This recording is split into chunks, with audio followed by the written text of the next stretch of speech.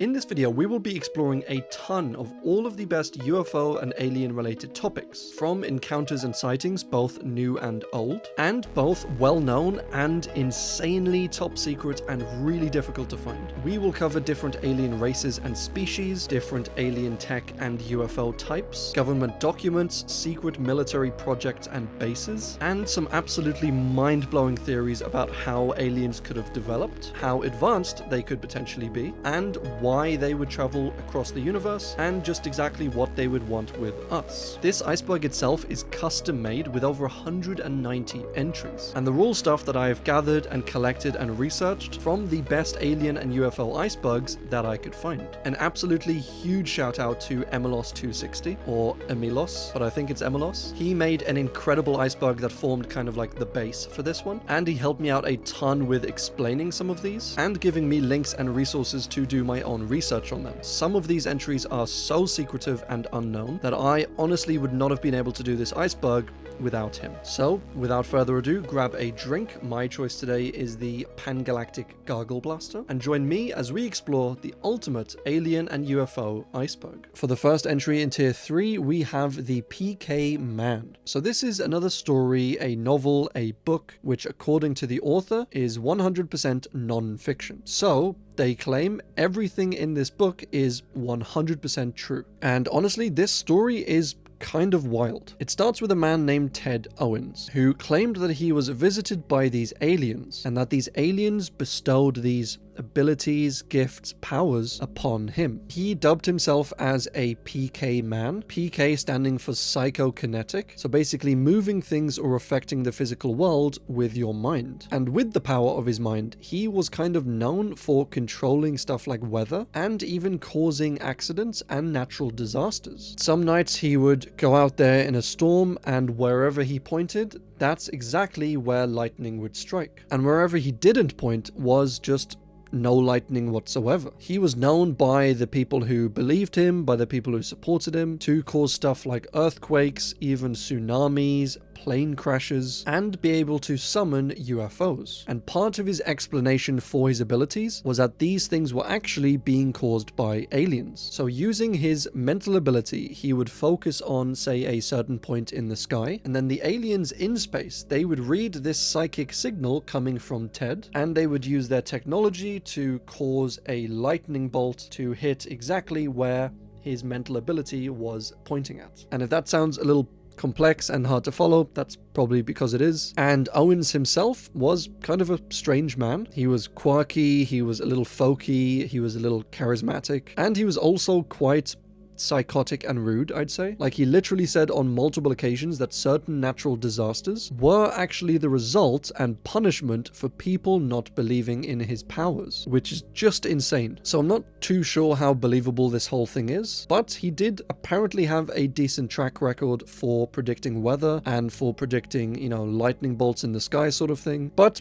I might need to see a little more evidence on this one. Real quick guys, if you've been enjoying the video, I am trying to hit a goal of 30,000 subscribers by the end of July. So it would mean an absolute ton if you hit that little button, hit the like button if you like the video, and most importantly, get comfy and enjoy the video. The Superspectrum is a concept proposed by John Keel, and this was in his book The Eighth Tower on ultra-terrestrials and the Superspectrum. And it kind of compares a ton of these supernatural occurrences and draws some similarities between them all, and kind of suggests that they all came from the same source. And this source, he claims, is a super intelligence that exists in another dimension, and this dimension kind of being the Superspectrum. And it is obviously outside of the electromagnetic spectrum as well as our dimension. It's a little refreshing of a book and does have some, I think, new ideas. Maybe not new for everyone, but certainly new for me. But as always, probably take this with a pinch of salt. Sentient UFOs is a theory that suggests that some UFOs aren't just, you know, solid vehicles like a car or a plane or something, but are actual sentient possibly creatures. You know, they could be like AI run, robotic sort of thing, but it is a somewhat interesting theory. Like, say these crafts that are flying around, making maneuvers, what if they're not actually piloted by someone or something, but they just pilot themselves like maybe a bird in the sky does? What if these UFOs are actually the aliens themselves? Because there are actually quite a few accounts of people seeing UFOs in the sky, sometimes even seeing UFOs land, and the aliens speaking to them telepathically. But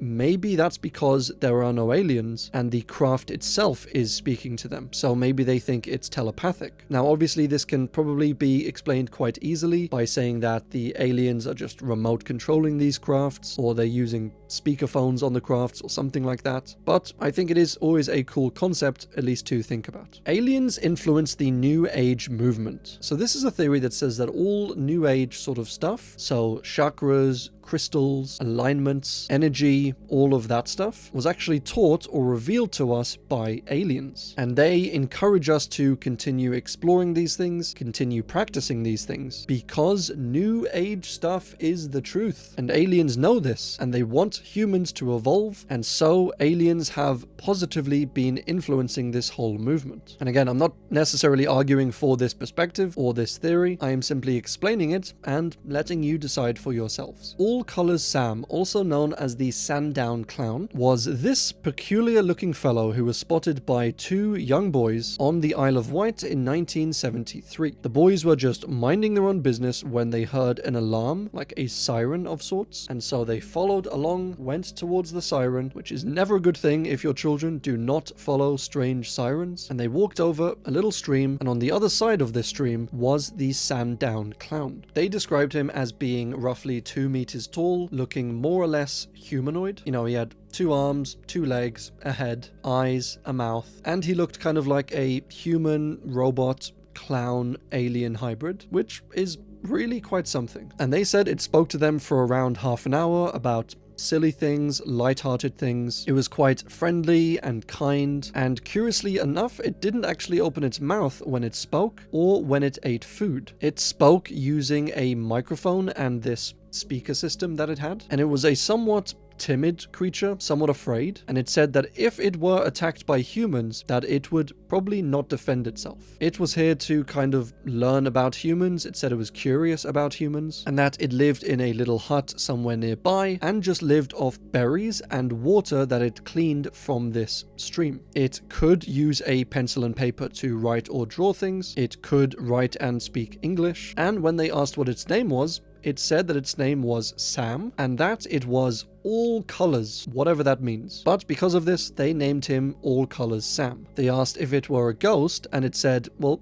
not really, but I am in an odd sort of way. And that was it. The kids eventually went back home. They told their parents about this, and the parents, while not initially believing them, did eventually come round and believe them, but no further evidence of the Sandown Clown was ever found. Ausso One. Oh boy. So I covered this handsome, thumb-looking fellow in my other iceberg, and I am not looking forward to covering it again. But these things must be done, and so we will explore the encounter with Ausso One. So it was 1974 when a 41-year-old Carl Higdon was hunting elk out in Medicine Bow National Park in Wyoming. He was roaming around as hunters tend to do. He was looking for elk. He spotted ahead of him a small gang of elk, which yes, they are called a gang. Pretty cool, I know. But he spots this gang, he brings up his rifle, he aims it at the largest male he can see, and then he pulls the trigger, and immediately he thinks his gun is broken or something. There's no kickback, there's no sound of the gun going off, but then he slowly realized that the gun actually had gone off, but that the bullet was just traveling out of the gun extremely slowly. Almost, he said, as if it was traveling through jello. And then this creepy looking mother appeared, and it's like, how do you not just immediately shoot this thing, or at least like run away? But there are a few different renditions of what this creature actually looked like, and I think I like this one the best. But regardless, this creature approached him and just really casually asked Carl how he was doing, and Carl, kind of freaked out by all this, tried to remain as calm as possible and just replied equally casually like, yep, I'm okay, how are you? Strange alien creature. He didn't actually say that, but he just said, I'm fine. That sounds like an angry girlfriend. He just said, I'm fine. Then the alien asked him if he was hungry, gave him this little bag full of pills, which I guess would cure hunger or something. But this is a little sus. Like, absolutely under no circumstances should you take pills from this stranger you met in the woods. Stay safe out there, guys, and be sensible. The alien introduced himself, said that his name was Ausso One, and he asked Carl if he would like to go on a trip with him in his spaceship, which was this strange box-like object that was behind Ausso One. And Carl said, yeah, why not? And from here, there are kind of a few time skips in this one. Like, Carl only remembers bits and bobs from here on out. But he said that he did go with Ausso One in his spaceship. He did travel back to Ausso One's planet. And he was, shown around, given a tour, pretty nice of them, before being brought back here to Earth and dropped off where he was. So not too much evidence for this one outside of like a single eyewitness. But like, Jesus, can we never cover this again? I never want to see this alien's face as long as I live. Fake futuristic technology. So this is a slightly odd but still quite fun, at least for me, theory. And the theory says that aliens often disguise themselves and their crafts in ways that might make them appear futuristic or advanced to the people viewing them. So for instance, the encounters in the 1800s appeared to be more or less 1800s technology, but just a bit more advanced. And even stuff like in the early 1900s, a lot of their crafts and aliens still used things like buttons and levers and switches, which it's like even today we don't really use buttons. I mean, my phone has no buttons whatsoever on it, apart from like the side ones, I guess, but the whole thing is a touchscreen, obviously. So you'd expect aliens who are insanely advanced to use at least, if not touchscreens, then maybe even telepathic controls, something like that. But the theory is that this would seem absurd to people in the 1900s, and so aliens, because they're so nice, just dumbed down their appearance in a way, not to scare or confuse the local people that much, and so they appeared as these various things. It's a little similar to something like the TARDIS in ways, where the TARDIS was this spacecraft in Doctor Who that would appear as something that was relevant to the times and location that it was in, but it did get broken a while back, and so it was stuck as a police box. But I think it's either that theory or the theory of aliens are advancing and developing their own technology at somewhat the same rate as ours, except they're just slightly further ahead always. But I think I like this theory a little better. Animal mutilation is the phenomenon often associated with aliens.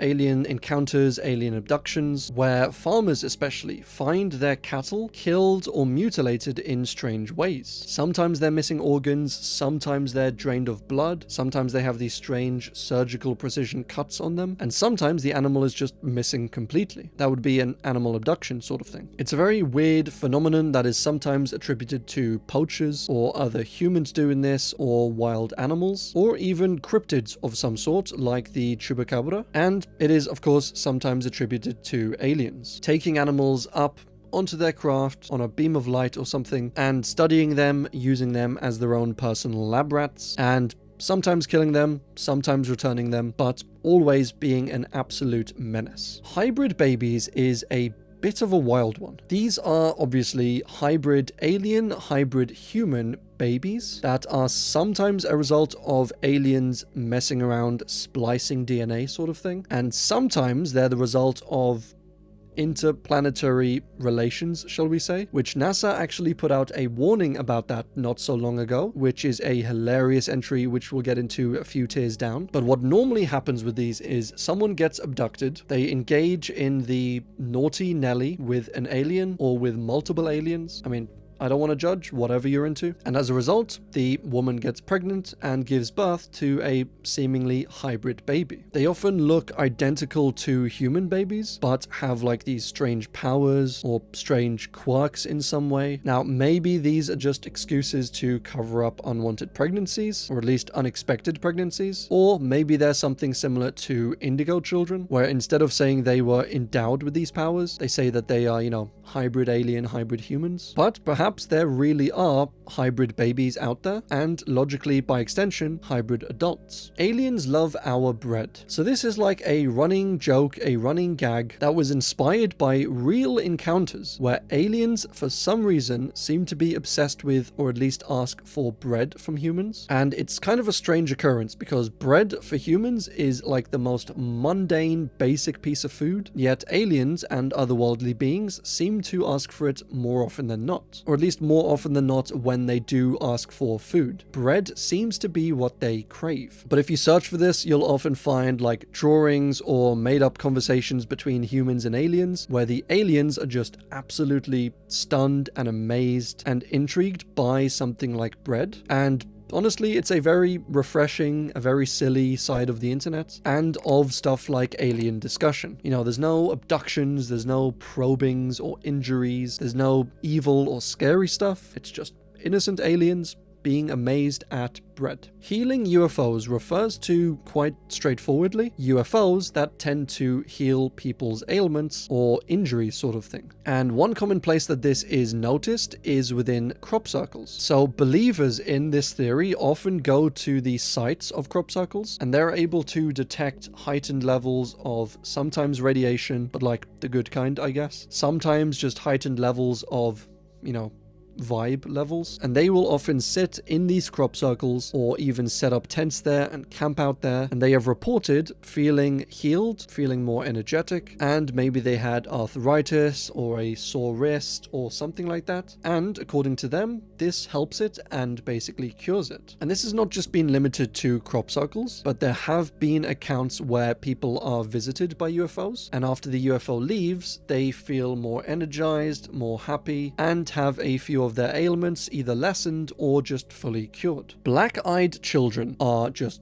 creepy as all get out. Just look at these bloody things. They are kids with pale skin, not unlike yours truly, but they have black eyes, mine are blue, and they are often seen around homes at night, or they're out begging on the street, and nobody is entirely sure what exactly they are. People say that they might be ghosts, they might be spirits, they might be cryptids, perhaps they are demons, shape-shifting ghouls, or, of course, they might be aliens. And perhaps the black eyes are a giveaway sort of thing, similar to the bald man theory. So you have these grey aliens that have black eyes, and maybe their shape-shifting ability can shape-shift everything else, but it keeps their eye color, which explains why you have these black-eyed children. Scary stuff, and you would hate to see one at the end of your bed in the middle of the night. No way, Jose. The real Men in Black is a super interesting yet simple theory, and if we take traditionally Men in Black, we explored them a little higher up in the iceberg, but they are thought to be normally government agents that go around and, you know, shut down talk, take evidence, basically try and stomp out eyewitnesses of anything that happened. You know, they threaten people, give us all of your evidence, don't talk about this thing, or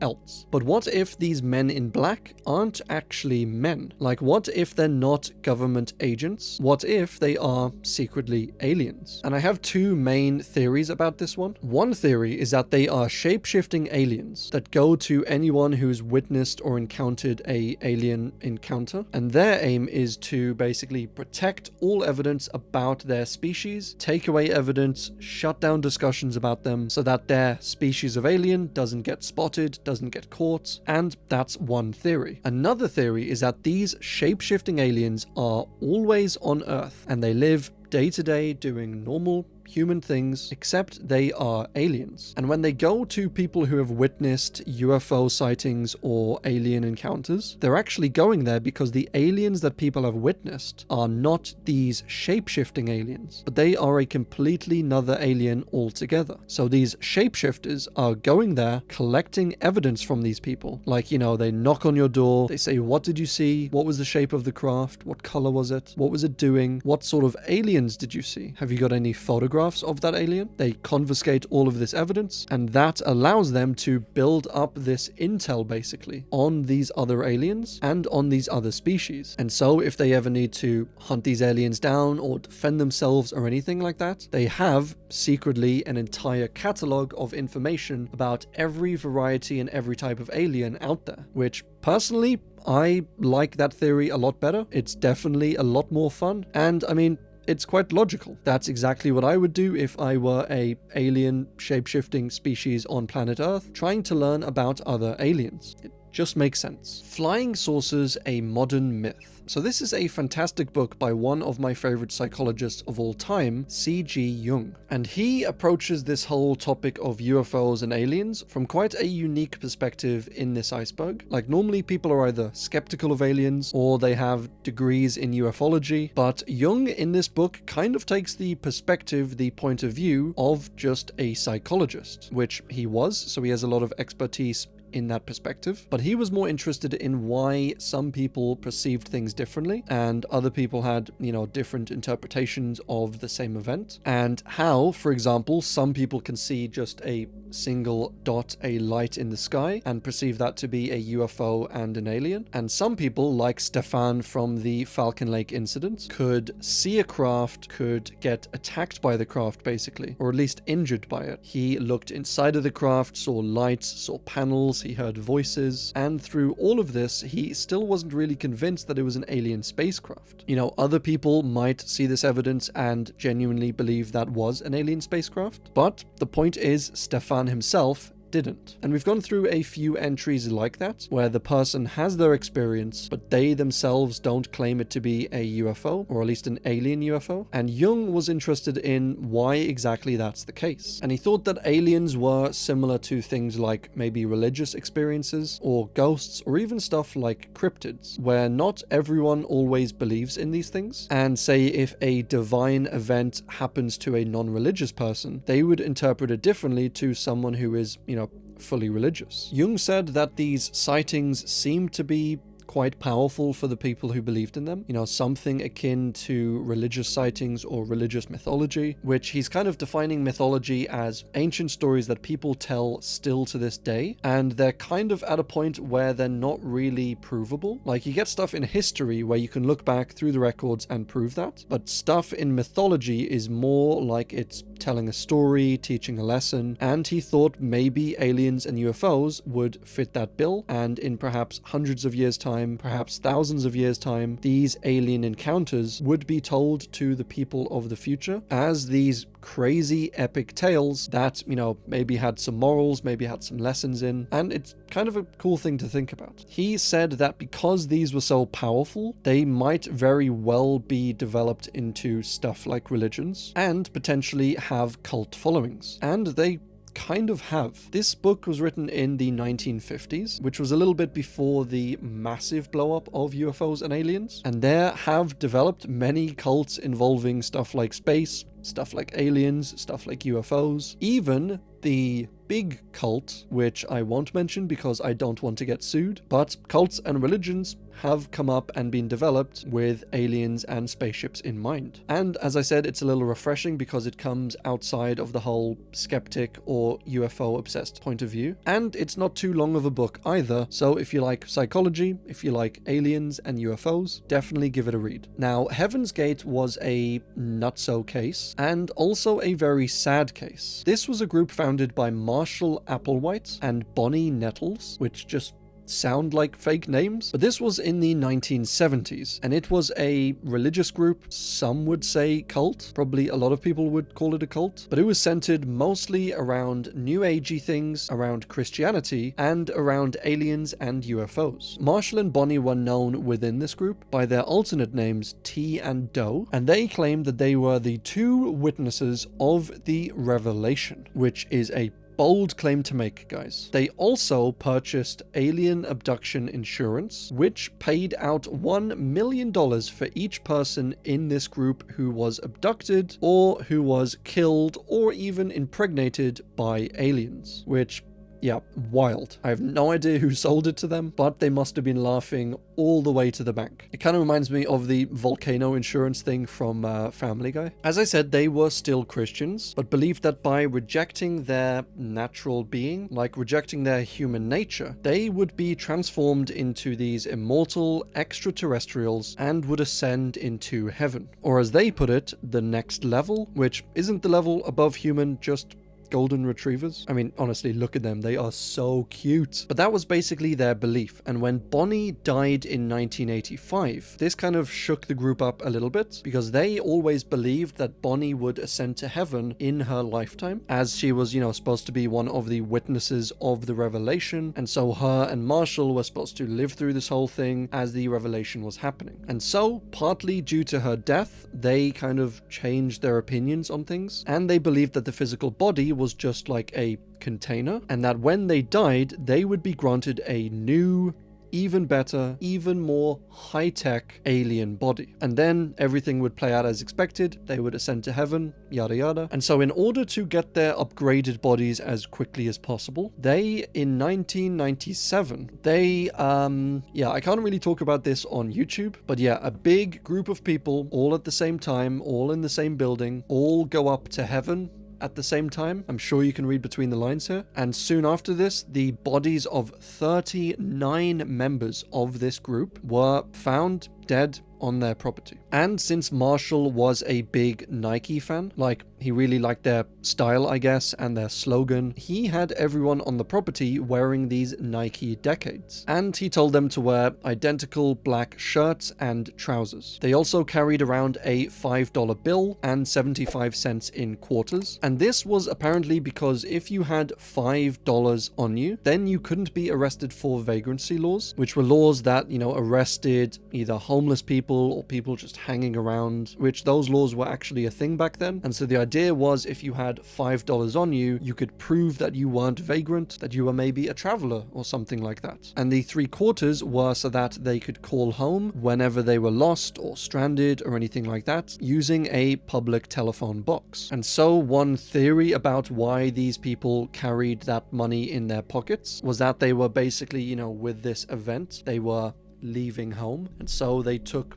normal money as if they were actually leaving home and traveling somewhere. So kind of humorous, kind of sad, kind of strange. And they timed this event for when the comet Hale-Bopp, or Halley-Bopp, or however you pronounce it, was at its closest to Earth. So they figured if they did this when the comet was closest, then their souls would have, less traveling to do. They thought there was aliens on this comet, and that basically their beings, their souls, would travel up to this comet, to the aliens, then they would go to heaven. And obviously that was a crazy idea, and one of the most tragic, I think, cult stories I've ever read. Boomerang UFO is this type of UFO that is seen that instead of looking kind of like the typical saucer shape or cigar shape, it instead looks like a giant boomerang or triangle sort of thing. One example of this is the Phoenix Light incident, and that's about it. I don't know what else to tell you guys. It's just a different flavor of UFO, angular flavor. So don't look at me. I don't know what else to tell you. Raëlism is not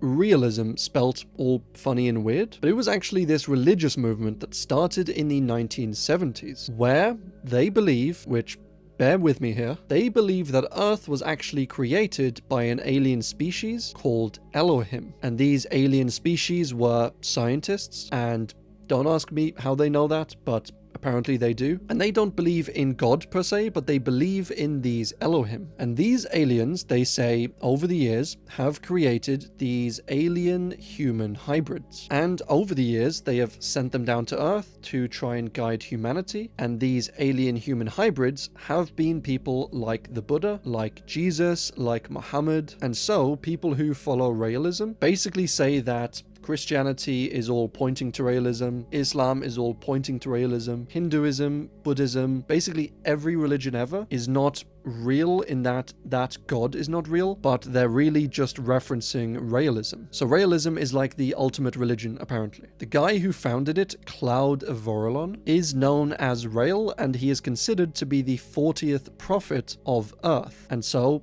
since he's the last prophet, the religion is called Raëlism. And yeah, they try and practice peace, understanding, love, caring, and scientific progress, which I'm completely with them on those things. Also, their aim is to stop the nuclear destruction of the Earth and of humanity, and to basically unite humanity. And they believe that when this happens, this will bring the Elohim back to Earth, and the Elohim will then liberate all of mankind. So honestly, probably not the worst modern religion that I've seen. You know, peace, love, stopping nuclear war, uniting humanity. These all get a big thumbs up from me. Aliens are from the future. So this is the idea that aliens, these advanced, elusive, benevolent beings, are actually humans, but from the future. So let's say in 500 years, humanity is still alive, and let's say we leave Earth for some reason, and we go off, we live on another planet far away, or galaxy or something, and then when we're over there, we invent time travel. And once we invent time travel, we travel back in time, we come back to Earth, and the aliens that we're seeing now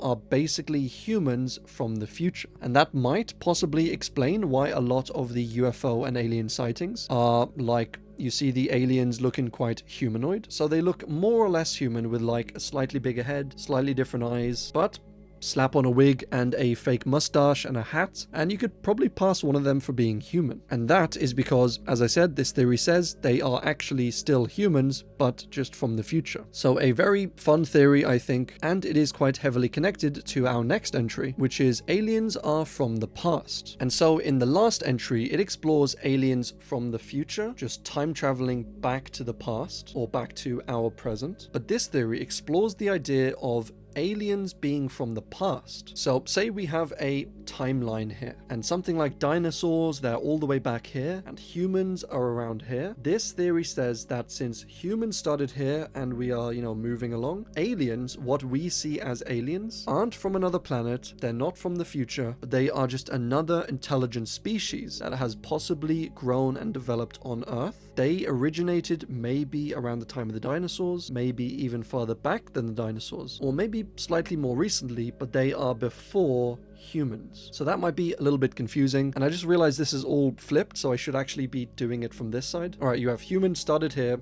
dinosaurs here, this other potential race or species starting all the way back here, which you can't even see it on the camera. And it's basically just that aliens are maybe from Earth, maybe from another planet, but are just far, far older than we might think, and definitely older than humans. You know, maybe they've been on this planet in some form or another for hundreds of thousands of years, millions of years, hundreds of millions of years. We don't really know, but that is generally the theory. The Dulce Base. So this is a purported base run quite uniquely by both humans and aliens at the same time. It is apparently situated in Dulce, New Mexico, and was discovered, if you will, in 1979 by a man named Paul Bennewitz. He said that he started to intercept these electrical signals between something in the sky, some apparent alien spaceship, and between somewhere on the ground. And over time, he tracked this somewhere down. He came to the conclusion that that thing in the sky was actually a alien spaceship or alien space station. And so the only way that communication could really be possible was if aliens and humans, you know, probably top government agencies, were actually in cahoots and were running this base cooperatively. There's not really a ton of real evidence for this one, and skeptics say that there are a fair few secret military bunkers or secret emergency bunkers in this area, and these bunkers are just, you know,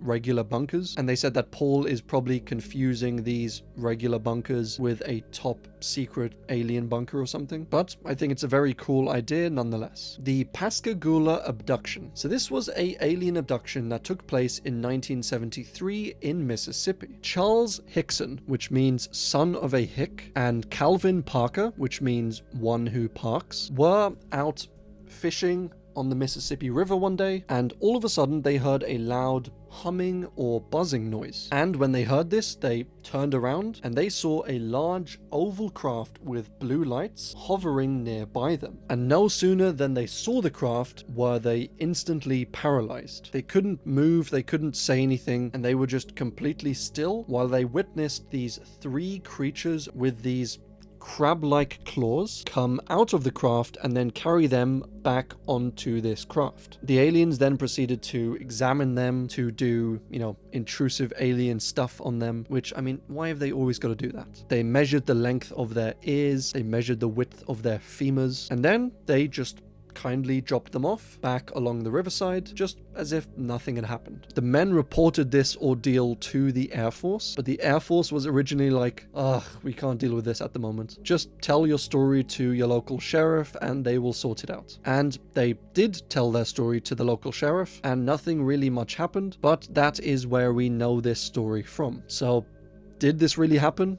Who knows? It is a terrifying encounter though. Like, it's one thing to be teleported by these aliens or sucked up by a beam of light or something by them, but for them to come out with their creepy crab claws and just pincer you and bring you onto a craft, it's firstly a little bit rude, and secondly a little bit scary and also uncomfortable. But these two men never changed their stories, even up until they died, so that does perhaps lead some credence to this story. Mars Goblin Alien is this rock, which on its own, I think you'll agree, is complete proof of life on Mars. But no. People basically suggested that this rock looks like a face of some kind, or a Mars goblin, or Martian goblin, and they theorized that the rock was basically left over. Like, you know how in castles or statues we carve people into them? That perhaps this was like an ancient Martian statue, and so it depicted the face of a Martian, and so that would be proof for life on Mars. Kind of a cool concept, and I do love the theory or idea of a ancient race living on Mars, or at least that used to live on Mars, as Mars actually used to have somewhat of a workable and livable environment and atmosphere. It likely had liquid water, possibly had plants and trees and arid lands, and so probably even had a fair amount of life. But what happened, for some reason we still don't know, was that the liquid core inside of Mars became solid, and then it stopped spinning, and that messed with the whole magnetic field of Mars, and so it basically lost its protection from magnetic storms from space. And slowly its atmosphere started to get lost, with the constant solar winds from the sun brushing into it and slowly taking away little bits of atmosphere. And then without an atmosphere, there was no way for, life to survive. And that's basically the story of Mars. But it wasn't always the red wasteland that it is today. Apollo 11 UFO sightings. So this is the theory that during the Apollo 11 mission, arguably one of the most famous space missions, as it is the one that, landed us on the moon, that's if you believe the moon actually exists. But during this mission, on the third day out in space, Buzz Aldrin radioed Mission Control, and he was talking about this strange, unidentified object that they didn't know what it was, and they asked Mission Control if they knew where the other part of their rocket was, the part that breaks off, because they thought maybe it's that piece of rocket, maybe it's something different altogether. And the Mission Control gave Buzz the rough location of that piece of their rocket, and Buzz said thank you, and that was basically the end of the communication. But this theory says that Buzz basically saw an alien craft out there, and that either he chose to stay silent, or Mission Control secretly told him, keep your mouth shut, just pretend like it was a piece of the rocket, and yeah, that's the theory. The UFO crash of 1941 near Cape Girardeau. So this was a very odd, somewhat fun account, I think, that happened in Missouri, where a pastor by the name of William G. Huffman was called out to a field to pray for these victims, and these victims were in a plane crash, or so he thought. But this isn't the fun part. But when he got to the field, when he got to the supposed plane, he couldn't really see any engines, he couldn't see any wings, or the plane's tube at this apparent plane crash site. But rather, he saw a large metal disc smashed into the ground, and he saw 3 creatures in the craft, 2 of which were dead, and 1 of which was still alive. They were about 3 or 4 feet tall, they were grey with large black eyes, and with long arms and legs. The pastor went up to the only living creature he saw, and, gave him a blessing, and shortly after this, the alien just died. He prayed for all of them in the end, but not too long after, the military showed up. They confiscated the bodies, they took the aircraft away, and they told William to never speak of this again. And this story was actually told through William's granddaughter, as I guess he didn't really speak about it at the time. And there have been requests sent to the FBI regarding this incident and requesting information on it. And they have basically said that they can't find any evidence that the incident ever occurred, and they can't find any information on it, which, I mean, once again, that is probably exactly what you would expect in a military cover-up. But regardless, I think it is quite a unique encounter. Men in Black origins / Harold Dahl. So we've covered the concept of Men in Black, and we've even covered the concept of the real Men in Black. But where does the original concept of Men in Black actually come from? Well, it is thought to originate many, many years ago, probably as long as there have been,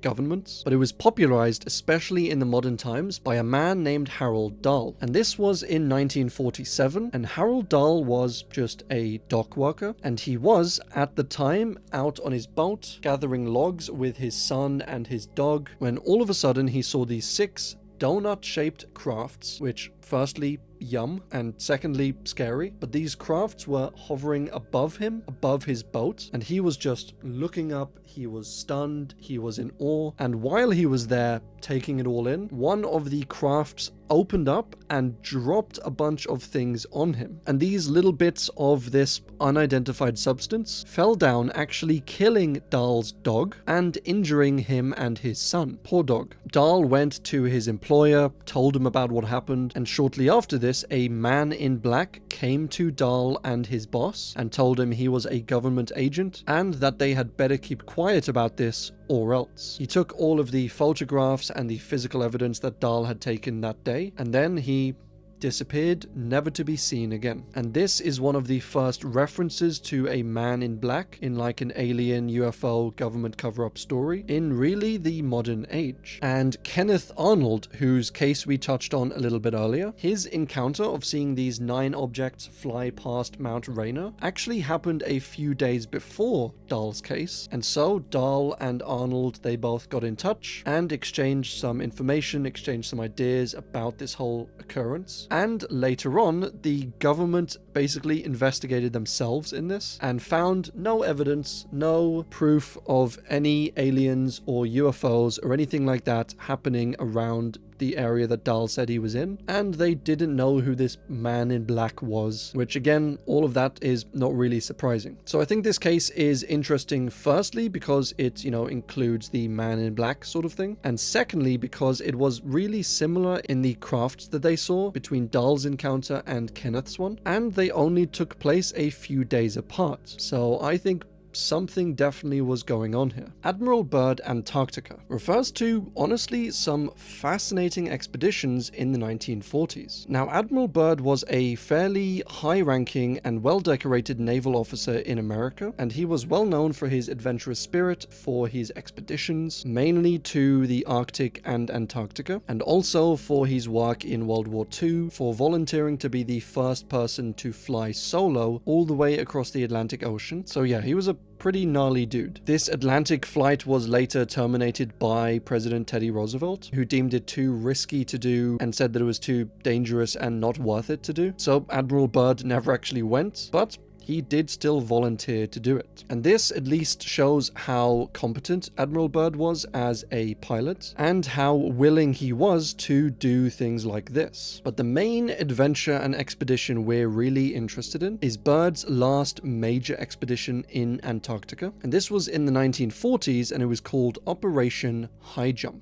And it was a major expedition that involved multiple vehicles, multiple aircrafts, it had tons of funding, and its goal was to basically explore Antarctica and set up a bunch of bases, military bases, research bases, and to also train personnel in the freezing cold conditions of Antarctica. And so that was basically the plan of this operation. But this theory says that Admiral Bird actually found something down in Antarctica that was and never revealed to the public, and that he never talked about. One theory is that there were secret German military bases down in Antarctica, as the Germans apparently set them up during World War II, and then after they lost World War II, they went to these secret bases and, camped out there, sort of thing. And so Admiral Bird and the US eventually found these bases, they found the Germans, and they either, killed or captured them or whatever. And obviously with all of the theories of Germany making this advanced tech, advanced weapons, there were theories that they were actually developing them out in these secret bases. And so when the Americans came, they discovered these super high-tech secret weapons. Another theory was that they found evidence of this archaeological records in Antarctica,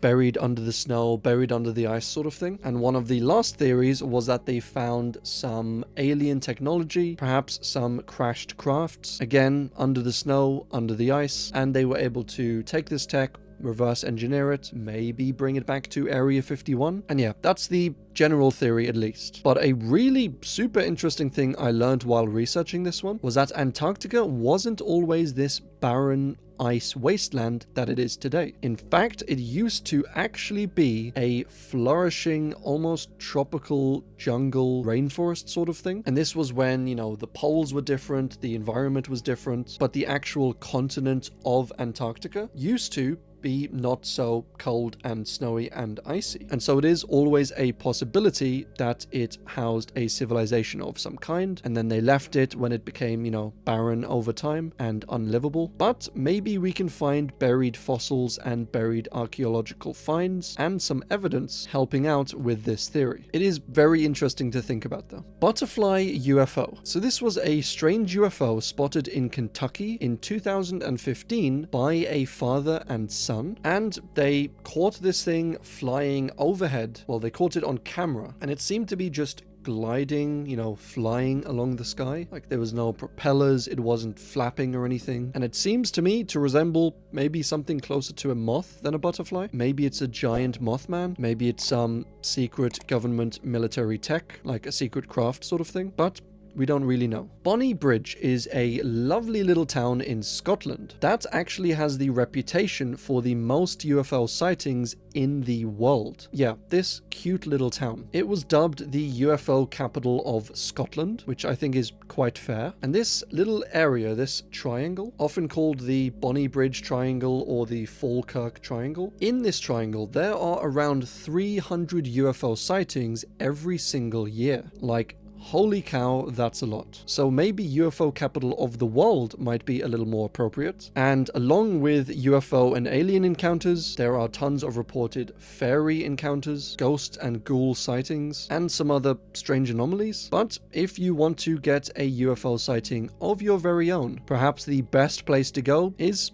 over to Bonnybridge. The Domsten Blobs are these things, literal blobs. Part of me wants to run away from them screaming in terror. Part of me wants to hug them, like they look really squidgy and cuddly. And part of me wants to eat them, as they look like they might taste of blueberry jelly. Maybe they will, maybe they won't. There's only one way to find out. But these creatures are occasionally seen in UFO and alien encounters, especially in more recent times. These strange, amorphous blob creatures with these vague limbs, and their most famous sighting, I'd say, was in 1958 in Sweden. And this is when these two men were attacked by these blobs, and the blobs tried to drag them, tried to bring them onto their craft. And that is just a terrifying thought, to have to wrestle these little blueberry blob aliens. They were around 4 feet tall. They had an insane, unbreakable grip. They were annoyingly fast. They were nimble. They dodged a bunch of,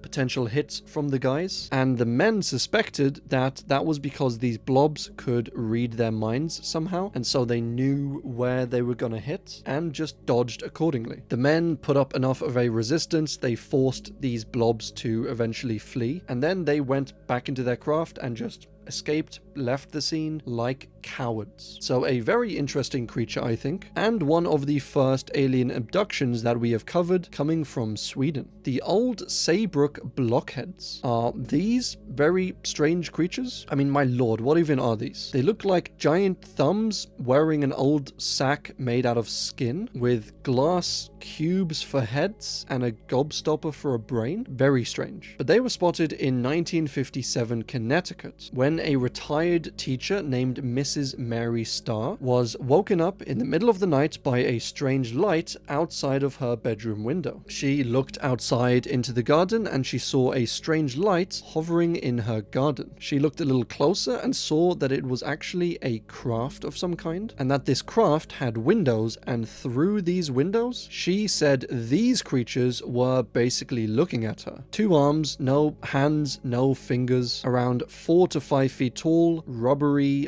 blob bodies with cubular heads and red spheres in the middle of them. She continued to watch them for a while. Then an antenna extended out of the craft. The craft itself started to glow, and then it just took off into the night sky, never to be seen again. I quite love this encounter and this entry. I think especially so because we get to witness more unique aliens and more unique encounters, as opposed to every encounter just being, either little green men or these grey aliens. It's nice to see some variety. The Garson Invaders. Now, speaking of unique aliens, holy smokes, look at this thing. This was an alien spotted in 1954 in Canada when a miner named Ennio Lasarza was just minding his own business when all of a sudden there appeared in the sky this strange spherical craft, and from this craft came these what Ennio described as colossal beings or colossal entities. They were 13 feet tall, had bluish, greenish skin, and their faces were a color that Ennio had never seen before, which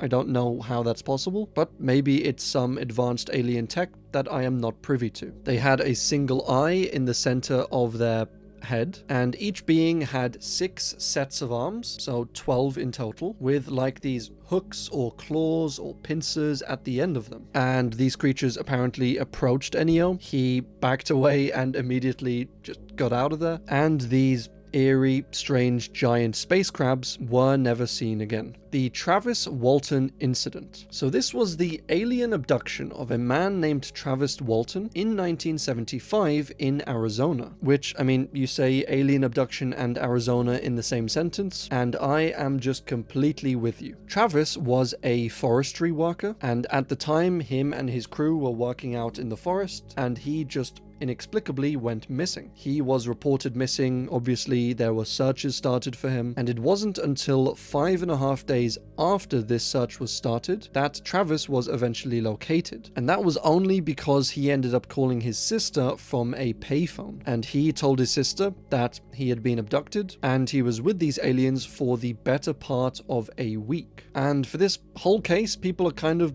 divided on it normally. Like, firstly, Travis and his immediate family were kind of known for this sort of thing. I mean, not for faking abductions, but they were into the whole, spooky ghosts and ghouls and aliens sort of thing, which doesn't disprove him being abducted, but it doesn't not disprove it either. Like, maybe he was really fascinated with it and he wanted to fake an abduction to say to his friends and family that, yeah, I was abducted by aliens. He also benefited somewhat from this abduction because he did some writings about it afterwards. He even published a book about it, which is called The Walton Experience, and was actually later adapted into a film, Fire in the Sky, in case you're interested. And there is also another theory that says that this abduction was part of an elaborate hoax in order to avoid their forestry company having to pay a fine. So what happened was they had basically bid quite low on this forestry project. This large forested area needed to be cleared out, and so there were bids by different companies on who would get, the job basically. And the one that Travis worked for bid quite low, and it seemed like they weren't going to be able to complete this project on time. And it was in their contract that if they didn't complete it by a certain amount of time, that they would be fined $2,500, which is worth somewhere in the ballpark of $20,000 in today's money. So yeah, it would have been a decent fine. And so they were constantly saying plane, they didn't have the money to move any faster on it, they couldn't get the staff sort of thing, and so perhaps the only excuse they could think of was something like a freak act of God, a reported missing person and eventual alien abduction, and it was through this that they were able to pin their not completing the project on time on, and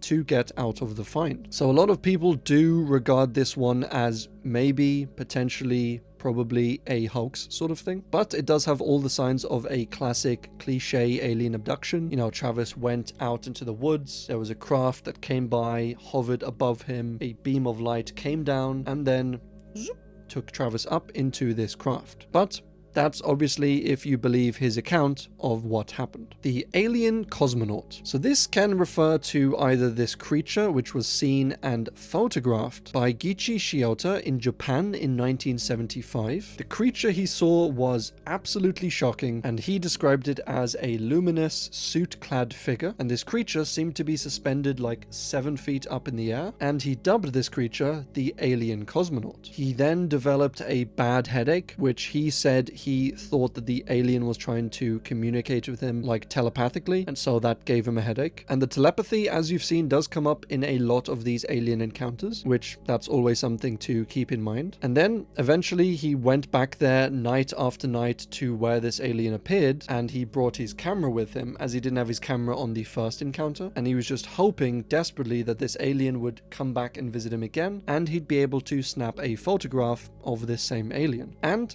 it finally did come back, and he finally did get this photograph. Or this entry could refer to just the general term alien cosmonaut, meaning that the aliens we see are probably what we would consider as astronauts. Like, you don't really think about it. When the astronauts on Earth go up to space, if aliens were ever to meet them, they would only ever meet astronauts. Like, they would never meet accountants or artists or football players, and so they wouldn't really get to experience the variety of humans down on Earth. And it could be thought of as the same way for aliens. Like, we are never meeting politician aliens or artist aliens or track runner aliens. We're only ever meeting their version of astronaut aliens or cosmonauts. So yeah, a pretty cool, interesting perspective, I think, and a interesting one to think about. Space squid can refer to either two things, probably a few more, but at least two things. Firstly, it can refer to these hypothetical large squid-based life forms floating around in space. Maybe they're the size of a squid, maybe they're,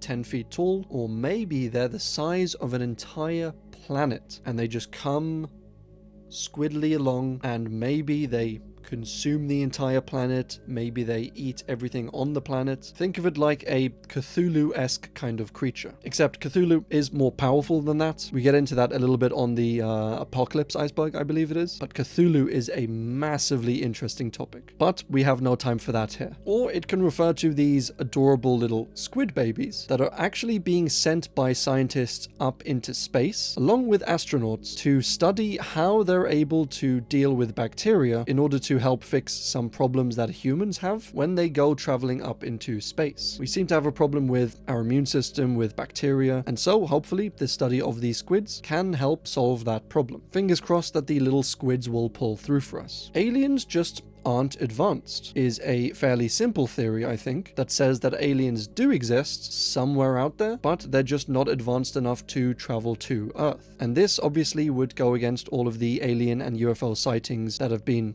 seen or sighted on Earth, but I think personally it can go hand in hand with them. Like, it's always questioned about why we don't see aliens all over the universe. Why is it so empty? And this is one theory that looks to answer that question, and that is that yes, life does exist out there. Aliens do exist, but maybe they are the equivalent of like rats or squirrels or elephants, and so we can't really detect them from super far away, as they're not traveling space, they're not setting up satellites or sending out radio signals. But that doesn't mean that all alien races are just simple beings. It could be that one or two are super advanced and we have seen them here on Earth, and that the rest of them, the ones that we should be seeing everywhere out in space, are just simple forms of life. And I don't think that theory is unlikely in the least. Tier 4, the Filiberto Cardenas Abduction. So this occurred in 1979 Miami, when a man, one Filiberto Cardenas, was driving along in a car with some of his friends and family when all of a sudden the car stalled, the engine broke, and they had to pull over. And when they pulled over, they got out to check on the car's engine, and suddenly, out of nowhere, a strange, powerful light appeared. The car itself started to shake, a loud humming noise was heard, and Filiberto was slowly being lifted up into this craft. And then, all of a sudden, the humming stopped, the car stopped shaking, Filiberto was missing, and all Filiberto's friends could see was this strange craft in the sky, in the distance, slowly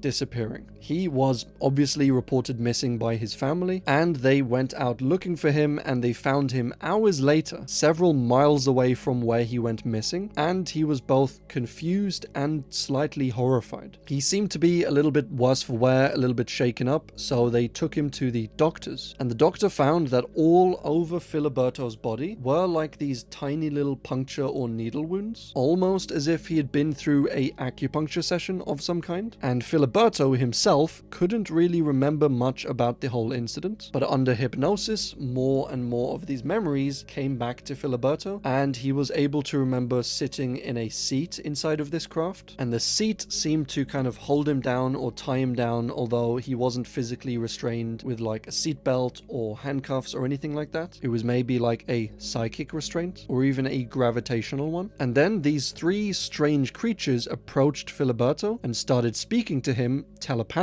He also said, get this, that all of these creatures had German accents, which I bloody knew the Germans were behind this. The aliens or creatures or whatever they were showed him this screen, and on the screen were recordings of humanity from the past, the present, and the future. And in subsequent interviews with Filiberto, he gave some predictions essentially for humanity, as he said he saw them displayed to him on this screen. And a bunch of them actually ended up coming true. The craft that Filiberto was in, he said, then approached a seafront and instantly, just with insane speed, dove into the water. And it didn't crash, it didn't slow down. It was almost, he said, as if the craft was hydrophobic, which we discussed a little bit earlier. So the water would just cut around the craft and never actually touch it. And that could allow the craft to go at these insanely high speeds, even in the water. The craft then went down and down and down until it reached this like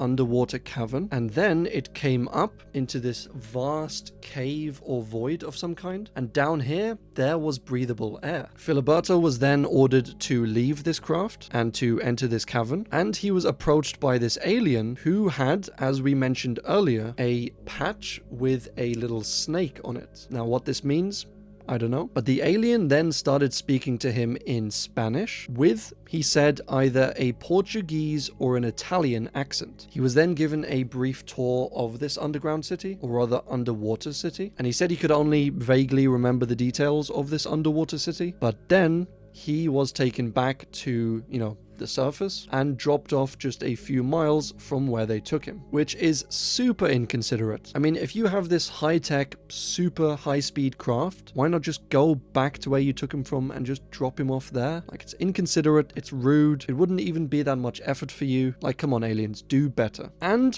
Filiberto also almost got hit by a car, so it's like they didn't even drop him off in a safe place. Maybe they just zooped him down to the middle of a road or something. Like, Jesus, aliens, come on. But that's not even the end of this story. Shortly after this, Filiberto said the aliens spoke with him again telepathically, and they asked him to go to the same spot that he was in before so that he could be abducted again. And he said, sure, why not? But only if I can bring my wife this time. And they apparently agreed, which is just hilarious. So Filiberto and his wife went to this spot. The aliens just picked them up from there, like it's a bloody Uber or something. And the couple then described their experience on this craft with these strange little aliens. They seemed to be fascinated with the couple's bodies, like super weird and creepy. They were touching them up and feeling them. And after they were on this craft for a while, the aliens gave them the usual spiel, saying that, you need to push for world peace and for environmental awareness, all that good stuff. Filiberto and his wife said that they saw these screens on the ship, which had like live video feeds of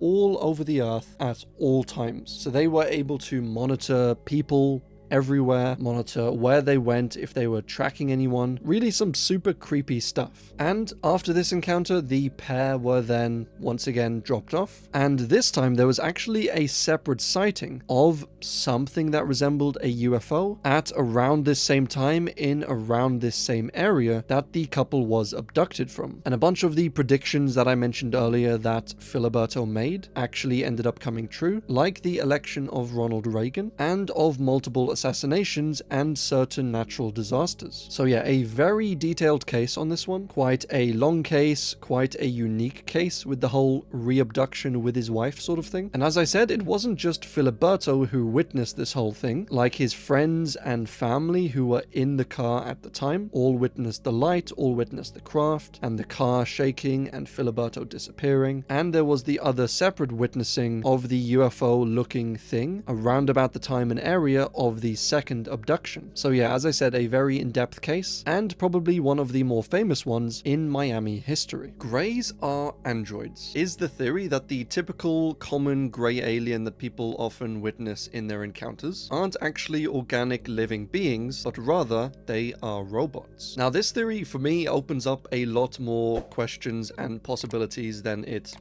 answers or closes, and it is kind of a fun theory to think about. For instance, if these grey aliens are actually robots, the obvious question would be, who built them? Were they built by humans, a government project sort of thing to maybe fuel this idea of aliens in the sky? That's always a possibility. Or maybe they were built by other aliens. So maybe these little green aliens built the grey aliens, or maybe some other species or race of aliens entirely built these grey aliens. So like maybe the common grey aliens that everyone sees, maybe that race of alien never actually existed and they're just a style of alien built by these other aliens to disguise in some ways what actual aliens look like. Another possibility is that grey aliens do exist, but the ones that we often see are actually androids. So like the real organic grey aliens are living like far away on another planet or on a spaceship or on a space shuttle somewhere out there in space, and they've built these advanced grey alien androids and they send them down in these little ships, these flying saucers, these objects, whatever, and they come and fly down here and interact with humans so that the natural organic greys never have to do so. Poltergeist activity refers literally to poltergeist activity.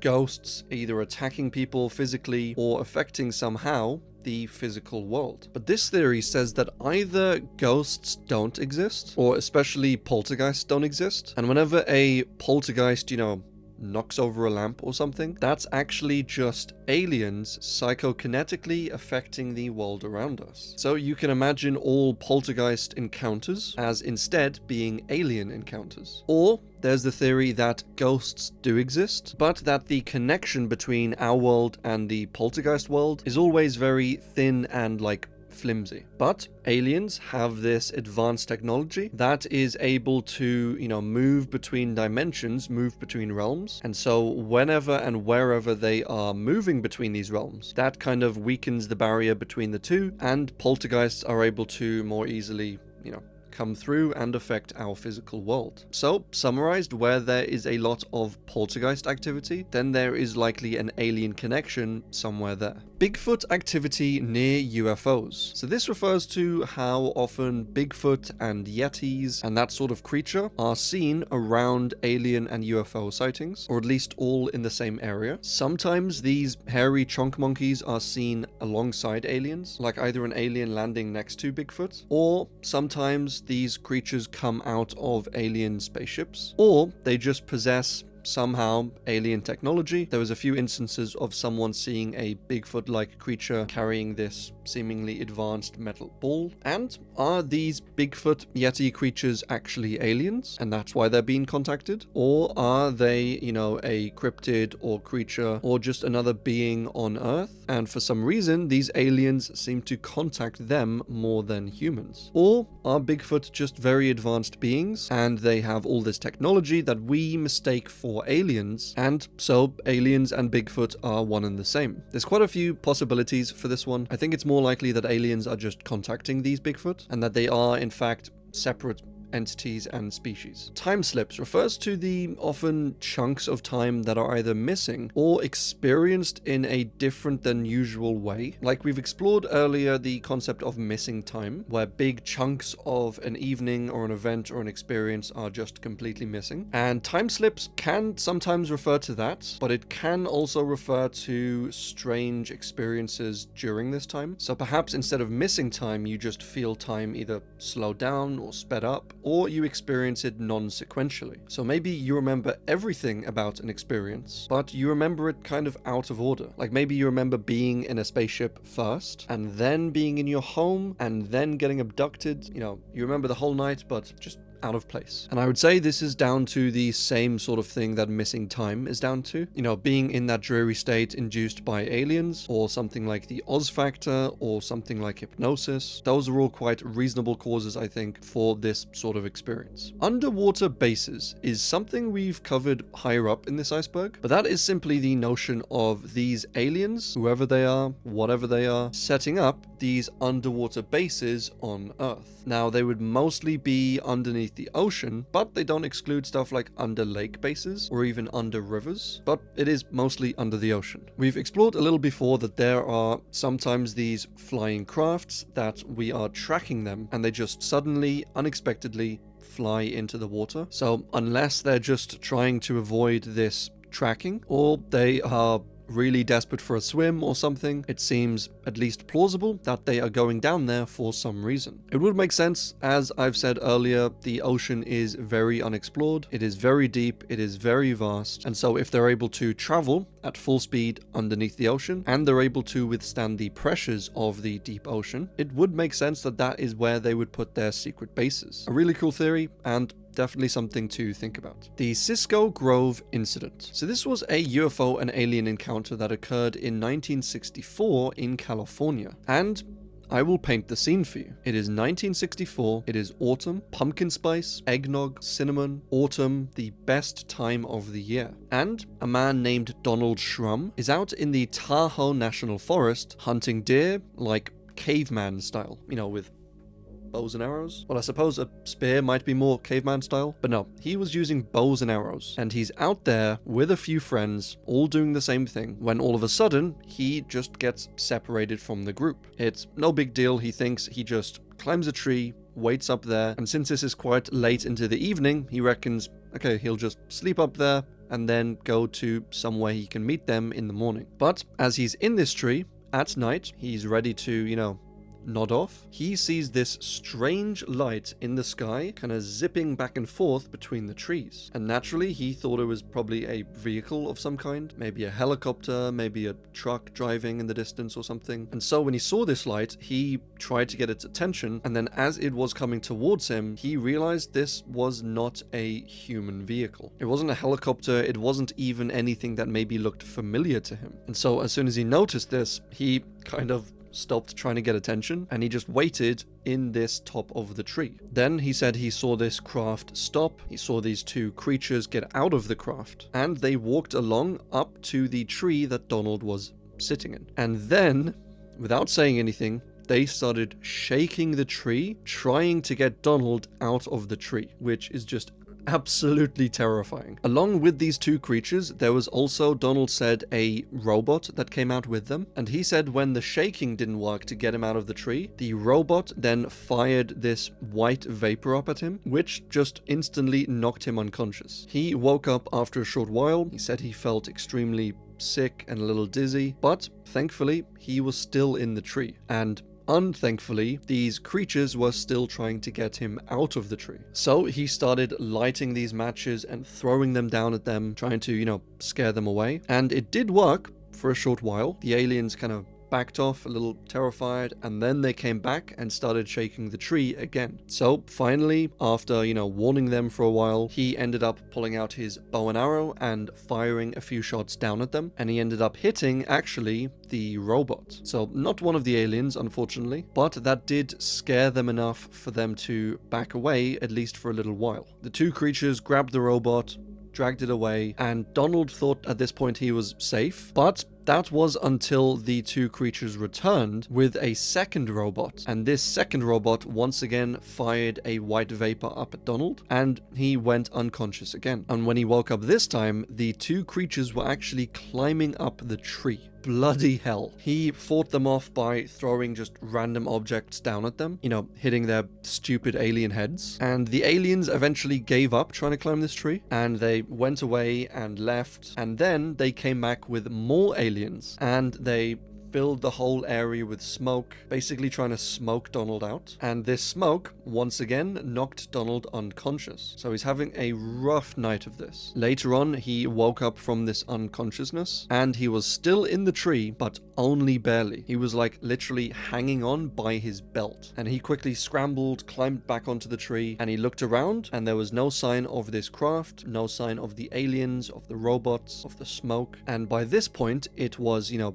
daytime, it was morning, and so he looked around, he was sure they weren't here anymore, and he climbed down from the tree, he reunited with his group, and he told them about everything that happened. And his friends that night actually said they saw a craft or light of some kind in the sky. So that does lend some credence to the story, and this encounter is definitely up there in terms of my top favorite alien encounters. It is epic, it is terrifying, and it's one of the more unique ones that I've ever read. The Native American connection. So from what I've researched, this seems to be acknowledging the kind of connection, the spiritual connection that Native American tribes seem to potentially have with aliens. Like, I think very clearly they're more in touch with nature, more in touch with animals, and a lot of their traditions seem to be in that kind of vein. You know, they have stuff like dream catchers, they have stuff like praying to ancient spirits, or praying to natural spirits, you know, like literally nature. And so it is theorized that any aliens that came down to Earth, or that have come down to Earth, it is thought that they might choose cultures, civilizations like the Native Americans. And I know they're all varying cultures, they're all different tribes, so I'm not trying to say they're all the same, but they all have, I think, more in common with themselves than with a lot of the Western world. But it might make sense for aliens to contact them, or at least give a priority on contacting them, if aliens are in fact connected with the spiritual, connected with telepathy and dreams sort of thing. And you can sometimes interpret a bunch of their spiritual ancestors, or encounters that they had, or experiences in dreams, or with mysticism, or with visions. You could tack all of that up to alien encounters, either physical alien encounters, or mental or spiritual alien encounters. And yeah, it is kind of an interesting avenue once you dive into the whole Native American mysticism, spirituality, and potential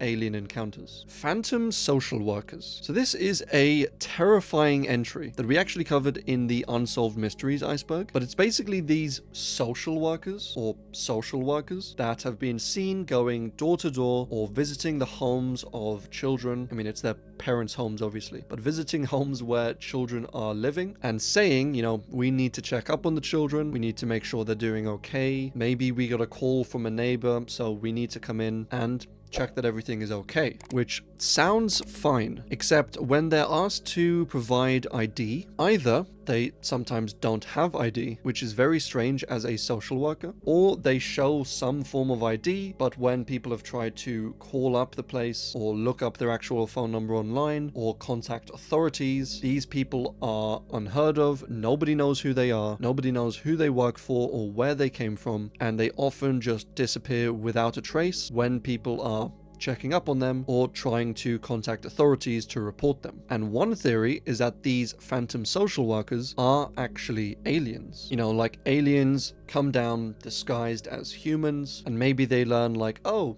social workers are good people. They look after children, they save children. So if I disguise myself as a social worker, maybe people will trust me enough. And then they, you know, knock on the door like, hello, I am human. I take human child for experiment? No, that's not human. I take human child for safety. Yes, safety. And then they get called out on it, and then they just flee the scene, go back into their craft or whatever. And the idea is that this is just another form of abduction. So they want to capture these humans, capture these, you know, mostly children, and either experiment on them, do tests on them, or whatever it is that aliens do to humans during abductions. I've never been abducted myself, so I don't personally know, but I've heard that it's often not very good. But either way, with this one, I think alien or not alien, these phantom social workers have never been caught, like not one of them, and it's just a terrifying and creepy case all round. The Dade City Flowers. My lord, this is a fun one, but it's also quite a short one, and it took place in Dade City, Florida, all the way back in 1924, which is this year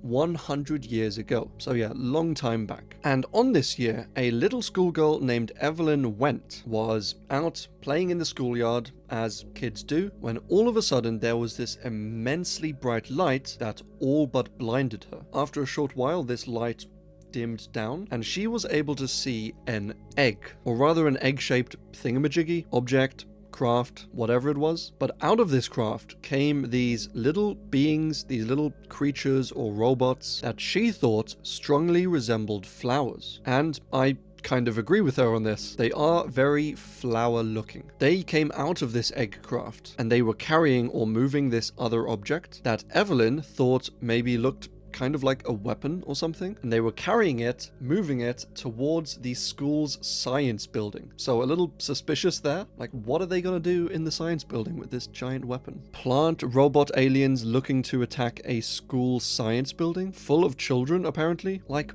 for why, aliens? Evelyn, being the, innocent kid that she was, went over there, tried to help them push this thing along, but she found that this object was far too heavy for her to even move. And they told her that they were going to destroy the science building if the work inside of it continued. Which, I mean, what the hell kind of work was going on in there? Unless they were doing like gene splicing or human cloning or something. Like, it seems a bit dramatic if they were just doing kid stuff, burning little bits of magnesium or making these foam volcanoes or something. But these flower alien robots succeeded in moving this object along, and they went to leave in their egg craft, and they even offered, as aliens sometimes do, to take Evelyn along with them. She politely declined, but they said, alright, that's fine, but we'll be back in like 35 years, and you can maybe come with us then if you want. But sadly, they never did come back, and the science building actually was later destroyed, and it was left in, disrepair, so maybe these aliens did actually come back and make good on their promise. But yeah, a super fun one, a somewhat light-hearted one, and very unique, so I just love it. Gliders refers to aircrafts, spacecrafts, unidentified objects, UFOs, alien objects, whatever. Things in the sky that seem to or tend to glide instead of either flapping or being propelled by propellers or engines or anything like that. We have covered one or two of these higher up in the iceberg, but there are many, many more of them spotted every year all over the world. These, at least to me, make most sense as a UFO. Like, you'd think if this alien race is able to master space travel, that they wouldn't really need to use propellers or engines or anything like that. They might even use something like a gravity generator, which we touched on a little earlier in the iceberg. Or another theory says that these are instead biological items or objects. Or another theory says that these are biological beings or biological crafts or monsters or aliens themselves, cryptids, that sort of thing. And these are sometimes referred to as atmospheric beasts or serpents or jellyfish or leviathans or something similar to the 1925 Nevada glider. These are all possibilities, I think, but they are a fairly unique and interesting type of UFO. The Silverman is, this was a sighting that took place in March of 1978 in Manchester,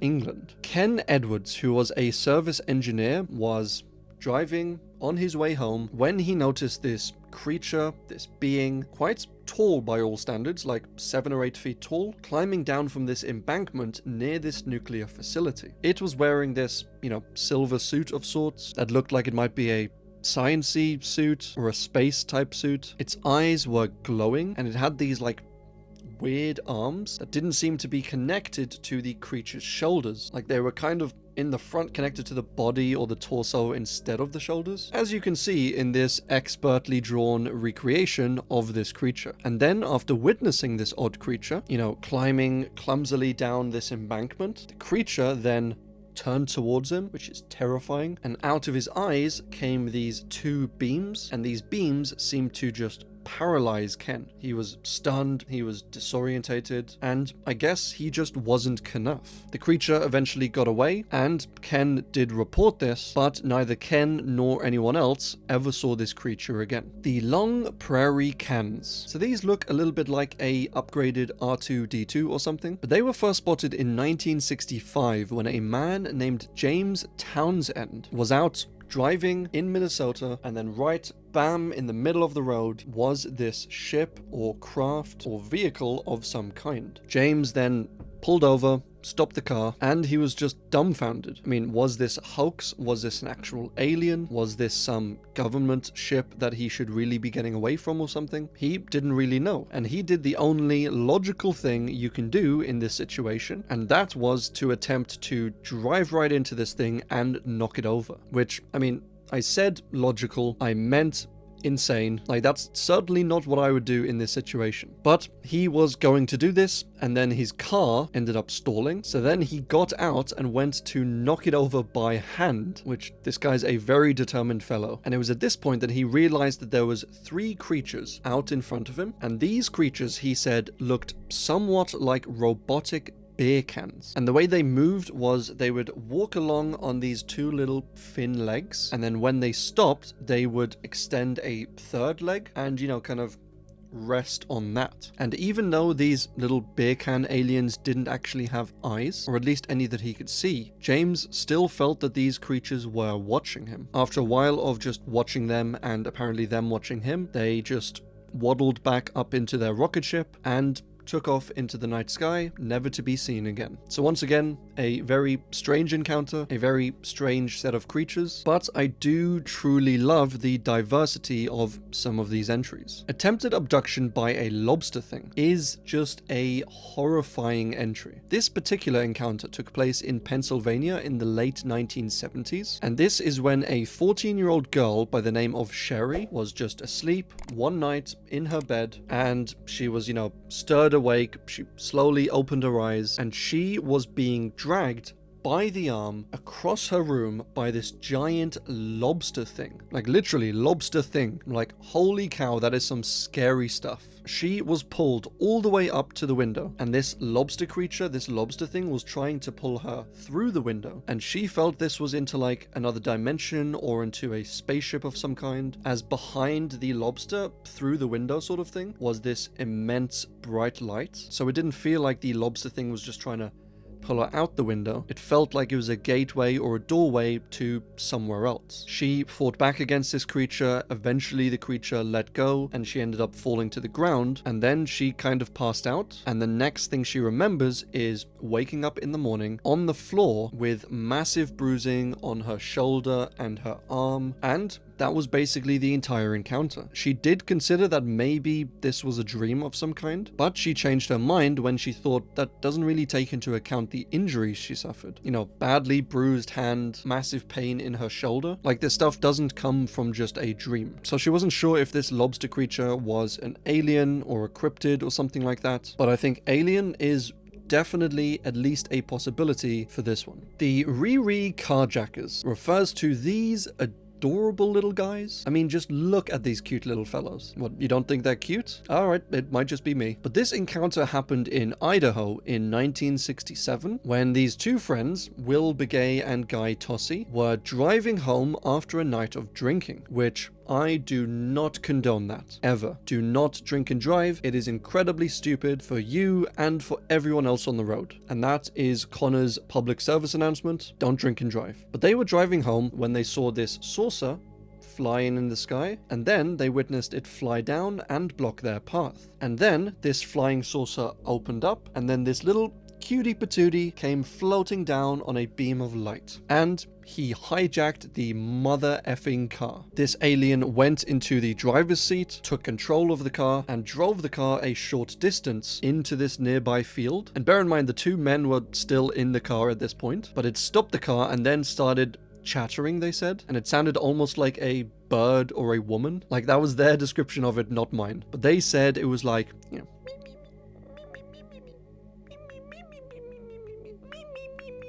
When the car stopped, one of these men got out of the car, went to get help, and it was at this moment that the alien just returned up to its ship, and the ship just flew away. Now, while this story does just sound like two drunk guys maybe seeing things in the night or coming up with some excuse for driving their car into a field, there were several other reports on that night of firstly a farmer seeing something, zipping around above his field, and of another local actually stopping his car, and of his car almost being hijacked by what he described as a small humanoid. So perhaps this wasn't as made up as I first thought. Valiant Thor is one of those epic entries. So Valiant Thor was the name of this guy, apparently, and he claimed that he was an alien from the planet Venus, and he was working in and around the Pentagon and was familiar with these secret government projects, and all of this is explored in a book by Dr. Frank Strangers, and the book is Stranger at the Pentagon. And in the book it tells of Thor, who claimed he was the leader, the commander of these aliens, and that he came to Earth to warn us humans of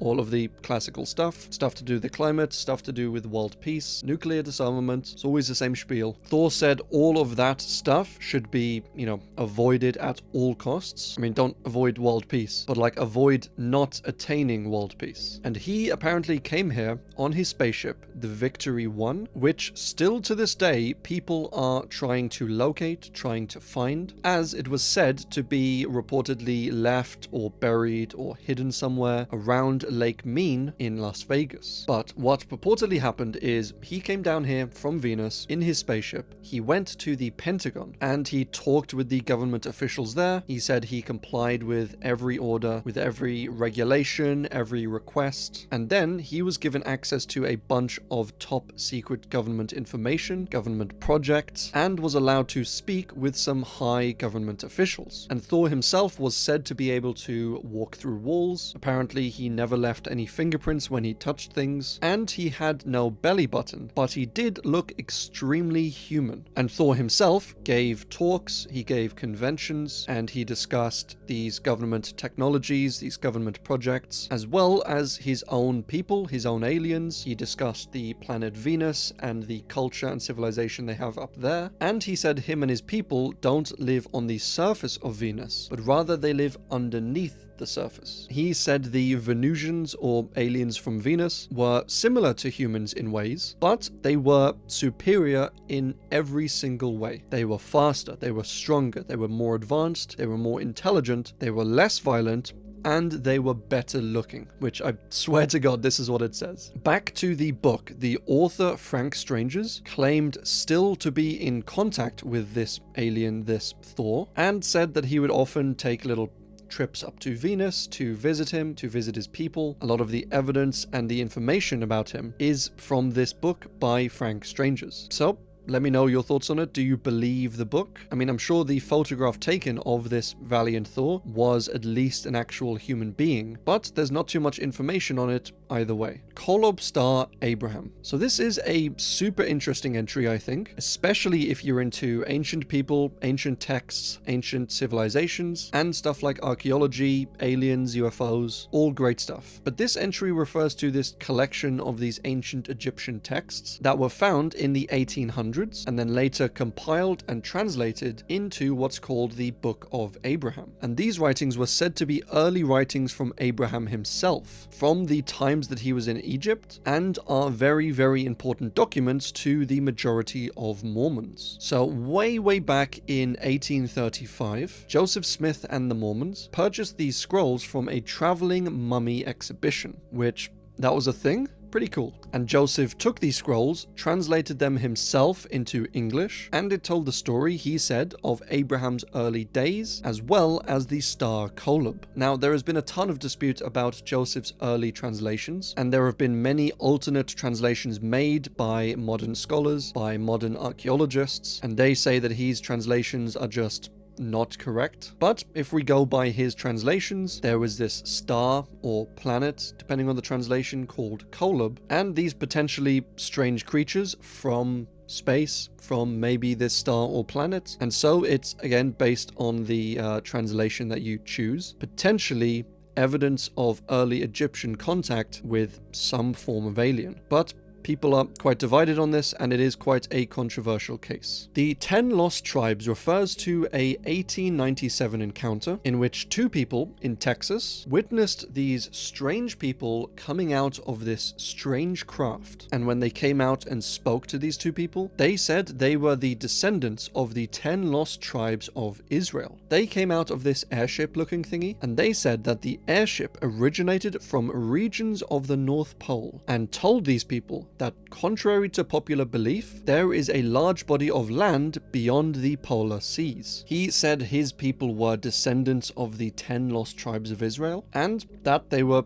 clearly, obviously, still alive and in possession of some relatively advanced technology. Basically, in the Bible, there were 12 tribes of Israel, and they were all descendants of Jacob. And so of these 12 tribes, 2 of the tribes, Judah and Benjamin, set up the kingdom of Judah in the south, and the other 10 tribes set up the kingdom of Israel in the north. And when Israel was invaded by the Assyrians, these 10 tribes seemingly disappeared, whether they were all killed in some way, whether they just disappeared by being assimilated into Assyria, whether they fled and apparently by some stories went to the North Pole, we don't really know. So they are the 10 Lost Tribes of Israel. But according to this event, according to this encounter, they somehow ended up on the North Pole, and for some reason stayed up there. Perhaps they were brought there by aliens, perhaps they were given this technology by aliens, but yeah, it's a very strange case and a strange story which I don't know if I fully believe or believe at all, but it is a little interesting nonetheless. Iraqi Stargate refers to the real, genuine, true reason why the US invaded Iraq.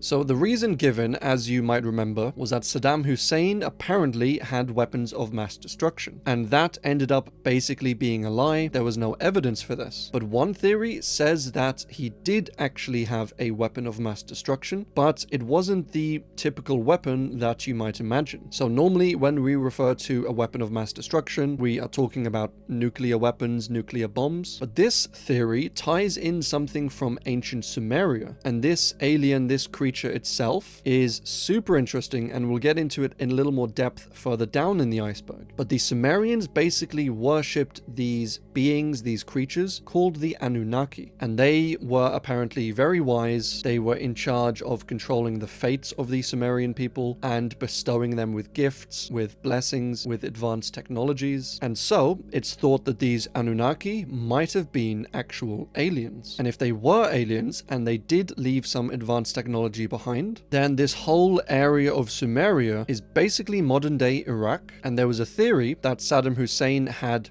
uncovered in maybe an ancient temple or buried somewhere some of this ancient alien tech left to the Sumerian people. And this perhaps was the Iraqi Stargate. So maybe the US discovered intel of him discovering this, and this was considered a weapon of mass destruction. That is at least the theory, but I don't want to let the US government off the hook too much, as it was a fairly unjust war. But Anunnaki, super cool story, super cool beings, super cool creatures, potential aliens, and as I said, we'll get into them a little further down. The Black Knight satellite conspiracy theory refers to this very obvious alien spaceship spotted in 1998 by NASA. Now, the entry refers to Black Knight, which is this purported alien spaceship that's been orbiting Earth for roughly like 13,000 years. There are these vague clues and bits of evidence all over the place that believers in this theory point to as proof of this alien spaceship, alien space station, whatever it is. Like various radio signals detected from as far back as like the 1800s, which believers in this theory say are,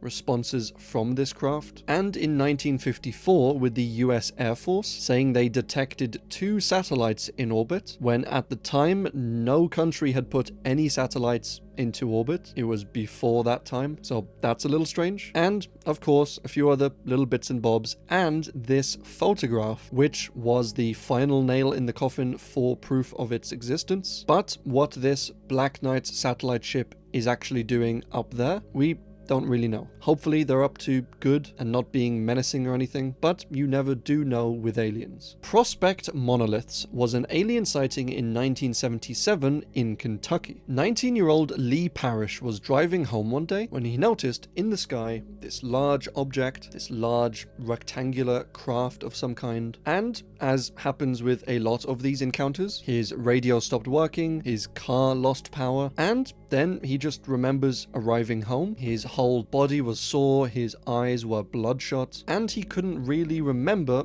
how he got home. I mean, I'm assuming he drove, but he couldn't really remember much more than that. He seemed to have forgotten or lost the past half hour, and so naturally he was a little confused. He told a few people about his encounter, and then he went through some hypnosis to try and, reel up some memories about it, and he did end up remembering a few things. He remembered being in his truck, seeing the craft, and then being transported up to this craft. And then he remembers sitting in a room, quite a large room, with these three creatures or robots or whatever they are, basically just looking at him. One of these was, he described it as a giant black tombstone, but this thing was huge. It was like 20 feet tall. It had one single arm sticking out of it. There was a white one in the middle, a little bit shorter, around 6 feet tall, and this had, 2 arms, double the arms. And the third object or creature was a small red object that, to me, looks a little bit like a rectangular telephone. The red machine, Lee said, touched him on the forehead, and Lee got the feeling that it was reading his mind, reading his thoughts sort of thing. And then after this, the red being slid behind the white one, and the white one slid behind the black one, and then this black tombstone creature thing just kind of faded away into the background, and suddenly Lee found himself transported back into his truck.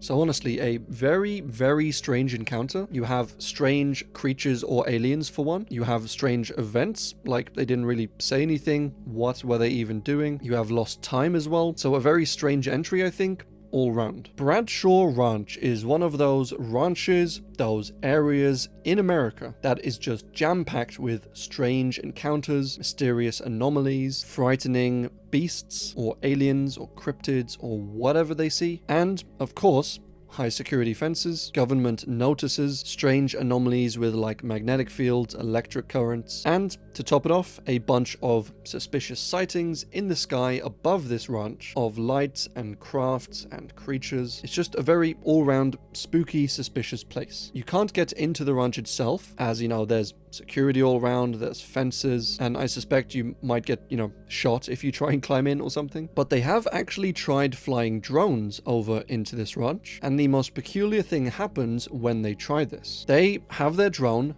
by the fence, they fly it up, they fly it over the fence into the ranch, and when it's just gone, a little ways in, it stops, freezes, turns around, and comes back the way it came, or goes back the way it came, returning to the controller sort of thing. So clearly this is some registered no-fly zone. It could be a top-secret military base, but all of these strange sightings, these strange creatures and lights in the sky, tilt it to perhaps being spooky or alien activity of some kind. But I think it could just equally be top-secret government base, testing secret weapons, testing new experimental secret crafts, and they just don't want anyone in there. But it does have some rumors and some theories and some suspicious activity surrounding it. Stardust Ranch, also known as Alien Ranch, which it's a great start already, but this is a ranch in Arizona, which according to its owners, John and Joyce Edmonds, has been constantly attacked and assaulted by Graliens over the last 20 years. Like, full on. John said that he has had to defend himself and his wife and the ranch from being relentlessly attacked year in, year out, and he said he often defends himself with this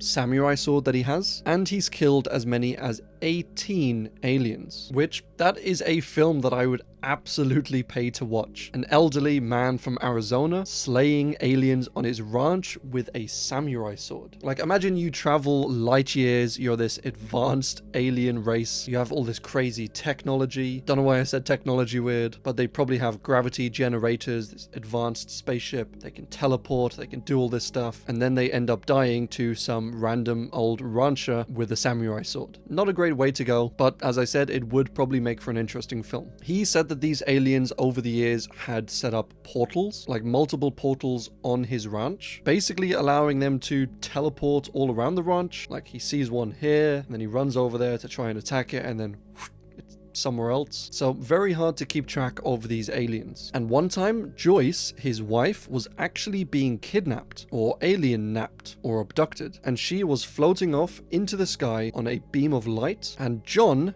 the clever guy that he is, started shooting at the light with a bloody machine gun, which it's like that's a great way to kill your wife, man. But thankfully he missed his wife. He only hit the light apparently, and the aliens let her go, and it was a happy ending. And the whole story of this ranch is very nutty. There's actually a surprising lack of evidence as well, as you'd think killing 18 aliens with a samurai sword, you might have some body parts or alien heads or something lying around. But he said if you kill the alien normally, it just instantly disintegrates, so there's no evidence for it, which is very convenient. He said the only way to keep evidence is to decapitate it so it's not able to disintegrate itself. And he said he sadly hasn't been able to do that over these years because it's too complicated, it's too difficult. You have to like sneak up and catch the alien right in the head, and he said he hasn't been able to do this. So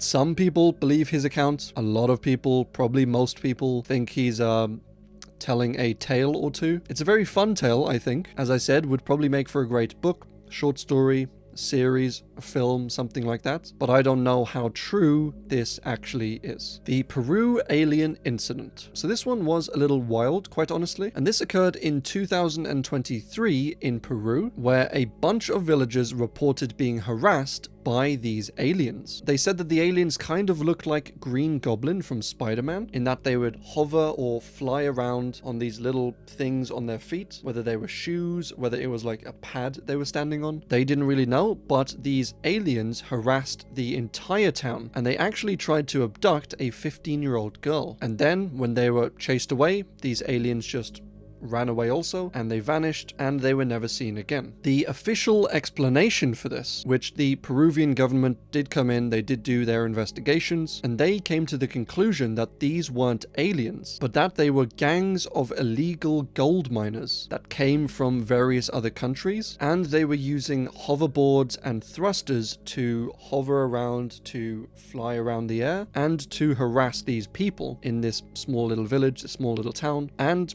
they just believed them to be aliens, which, I mean, that's the official explanation that the Peruvian government gave. So it's up to you whether you believe their official story or whether it's just part of a cover-up for these actual menacing aliens. The official story is kind of whack, I think. Illegal gold miners flying around on hoverboards, harassing people, but there you go. Say Jesus refers to the strange fact that in a lot of these alien encounters, the aliens can often be warded off or repulsed by the person, the human being abducted or who's witnessing the encounter, just saying the name of Jesus Christ. Or, you know, the power of Christ compels you, or whatever you want to say. Anything really from Jesus's name to a holy prayer to even holy symbols like crosses or holy water can apparently all repel aliens, which has led some people to believe that aliens and demons are basically one and the same being. Now again, whether this means that aliens don't exist and all alien encounters are actually just demons, or whether demons don't actually exist and everything we've labeled as a demon through all of mankind history has actually just been these aliens that we don't know how to describe as anything other than demons. But for whatever reason,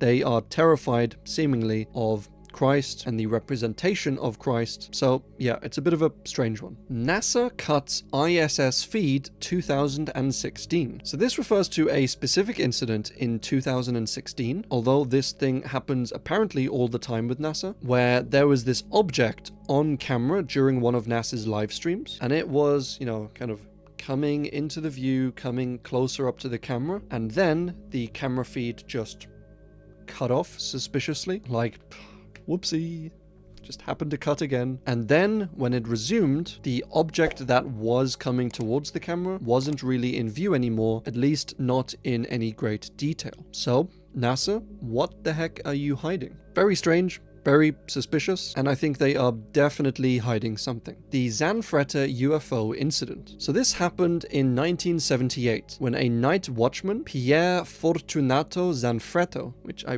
probably butchered that pronunciation, but it is a fun name to say, and I guess he wasn't too fortunato that night, but he was out night watching when he saw a large red object out there in the backyard of his work. He immediately called his supervisor, and his supervisor said that Pierre was screaming at the time. And then when Pierre turned round, there were these horrible 10 feet tall aliens staring down at him. They had these large triangular yellow eyes, they had wrinkled skin, and his supervisor asked on the phone or the radio if these beings were men, and he replied, "Non sono uomini," which means, no, they are not men. And then the connection just cut out. Pierre was found a little later unconscious, and it was under hypnosis that he recalled what he truly saw and what happened to him in this incident. These aliens, these huge, horrible green aliens, which had yellow eyes, red veins, these pointed ears. They abducted him that night. They took him up into their craft, and Pierre was there up in a large room that was just extremely bright. He doesn't remember much after this, but they finally let him go. They placed him back down where he was taken from, and then he was found there unconscious by his colleagues. He said that they told him that they were from the third galaxy, whatever that means. And I think very importantly for this case was that Italian law enforcement did an investigation about this, and they found that 52 at least other people on that night said that they saw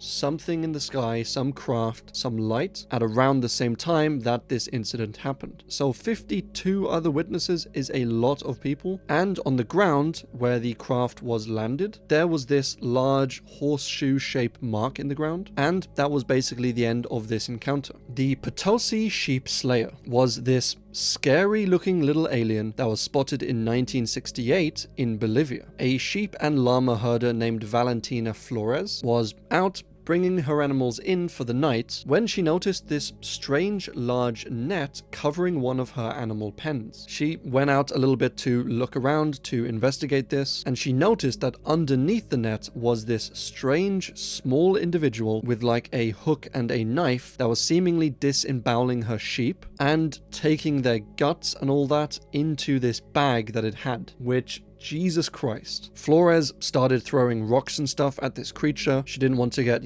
too up close to it, but it was killing her animals, so she needed to do something. And she thought that it might be a animal poacher of some kind, like, a human. But when she started throwing rocks at this creature, it went over to this strange device, activated it seemingly, and this device zooped in the net that was over the pen and just retracted it, brought it all up into one, and then this creature threw the freaking hook that it was using at Flores, and it cut Flores a little bit, not too badly, but it did definitely injure her. And the strange thing is, this hook, this weapon, didn't just fall to the ground like a normal weapon, but it basically boomeranged back to the creature that threw it. So it was like a hook boomerang, maybe telekinesis sort of weapon, and she was obviously at this point just confused as all get out. She had no idea what was happening, no idea what this creature was. It had this strange weapon, and then after this, it grabbed the bag that it was putting all the sheep parts in, it threw it up on its shoulder, and it just took off into the sky, like it was a jetpack or something. She never did see this creature again, but due to this incident, whatever that was, it left 34 of her sheep sadly dead. So a very tragic case, especially for the sheep, a very sad case, a very scary case, and a case with this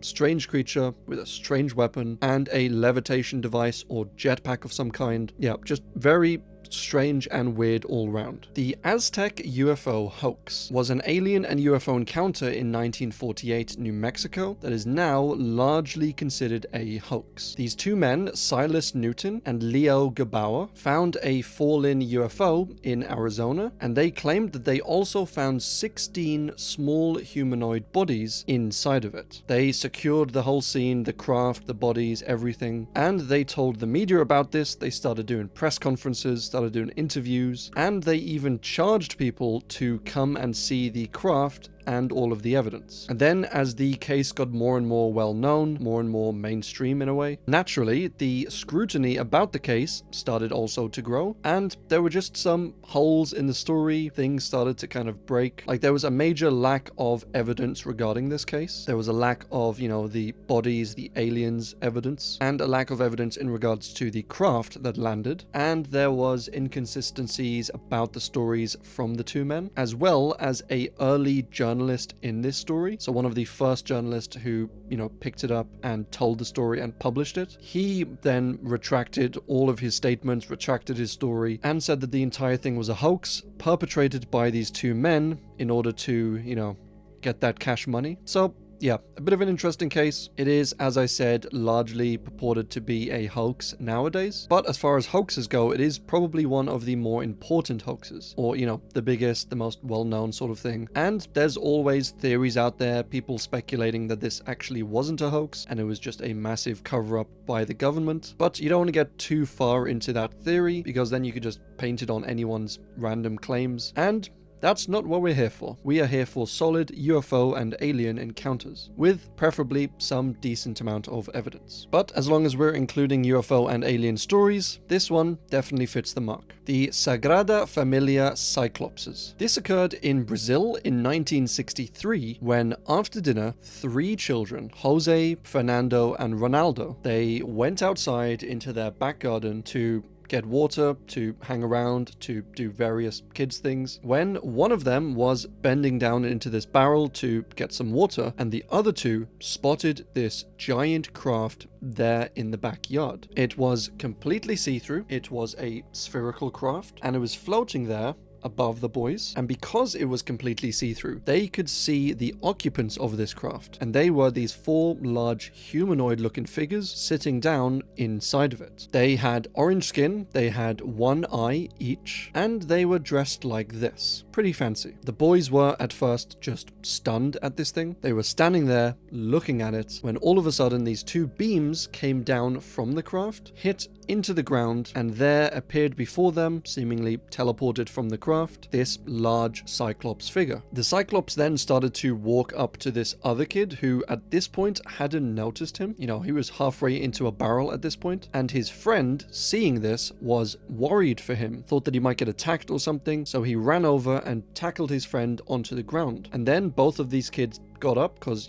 they were both knocked onto the ground, or one of them tackled the other and then they both went to the ground. And at this point, all 3 of the kids were able to see this large humanoid figure. They were again just stunned. They were terrified of what this creature or alien might do. And this alien then turned its head, started to speak in this strange unknown language, and just turned around and faced the craft that it came from, and just stood there seemingly looking at the craft. And one of the boys then grabbed a brick and threw it at this Cyclops, or at least he went to throw it at the Cyclops. And as soon as he picked it up, reached back, was about to throw it, this alien turned round and a beam came out of this crest on its chest, kind of like an Iron Man sort of thing, and shot at the kid, hitting his hand and just knocking the brick out of it. Then this alien proceeded to tell the boys off, talk to them seriously, scold them, and they didn't really know what he was saying because he was speaking this alien language, but they felt that he was kind of telling them off. He was very serious in a way. And then he pointed a single finger up to the moon, and one of the boys asked if he would ever return. The alien just nodded, picked up a plant from the garden, and went back into his craft. The craft then zooped off into the sky, never to be seen again. So this pointing up to the moon, some people have read as these aliens saying they were from the moon, but there have been other interpretations as well. And the kids did immediately run inside, tell their parents about what happened, and then they gathered some locals, they went out there, they went to investigate, and they didn't see the aliens, they didn't see the craft, but they did see a large boot print in the garden, about the size of an alien Cyclops foot. Or, probably. I don't know what size their feet were, but it was, yay biggish. So, was this a alien spacecraft? Was this a, Cyclops race of aliens from the moon? Or was it perhaps just some random creepy dude in their back garden who was walking around talking to these kids in gibberish? We may never know, as they were never seen again, but you be the judge on this one. Mystery airship is basically what people saw, or at least what they often saw, in like the late 1800s, as opposed to our modern alien and UFO sightings of like flying saucers, spaceship sort of thing. And it kind of ties back into a few other theories and topics and entries we've covered earlier on in the iceberg, where it could be a TARDIS-like spaceship sort of thing from the aliens, where they are faking this advanced technology, you know, dumbing down how their craft looks in a way to make it appropriate for the people of the time. That's always a possibility. Or it could be the other theory that I mentioned of aliens are also developing their tech at somewhat the same rate we are, but they are always just slightly ahead of us. So maybe back in the 1800s, they hadn't invented, you know, gravity generators, lasers, flying saucers sort of thing. Maybe that is a modern invention by the aliens. It's definitely an interesting phenomenon when you compare it to modern day sightings. And as I said, quite a few theories you can work on for this one. So once again, with all of these theories, please let me know what you think about them and what side of the fence you sit on. Roman UFOs refers to a bunch of these strange, unidentified objects, crafts, things in the sky that were noted down by the Romans during the time of the Romans, so, you know, very long ago. And these include this passage by Plutarch, where he describes this scene of this great battle, and he says the sky burst asunder, and a huge flame-like body was seen to fall between the two armies, which sounds very alien-like. Or as recorded by Titus Livius, or Livy as they called him. He wrote during the Second Punic War, and I am going to butcher this Latin pronunciation, so if there's any ancient Roman people out there, I am terribly sorry. But he wrote, Navium specium, di caello ad fulcisse, or phantom ships had been seen gleaming in the sky, which again, very alien-y. There's a bunch of odd, vague, sometimes specific references to these, and things like flying crafts or strange things in the sky. And this was all the way back, you know, like 2,000 years ago. And so I think it's kind of a nice entry. We rarely look this far back when it comes to alien encounters, UFO encounters. Most of them tend to be in like the last 50 years or the last 100 years. So these sorts of ones are very interesting, at least to me. Magonia is a really cool topic that I had no clue about until I started this iceberg. So it was a land, some say mythical, some say real,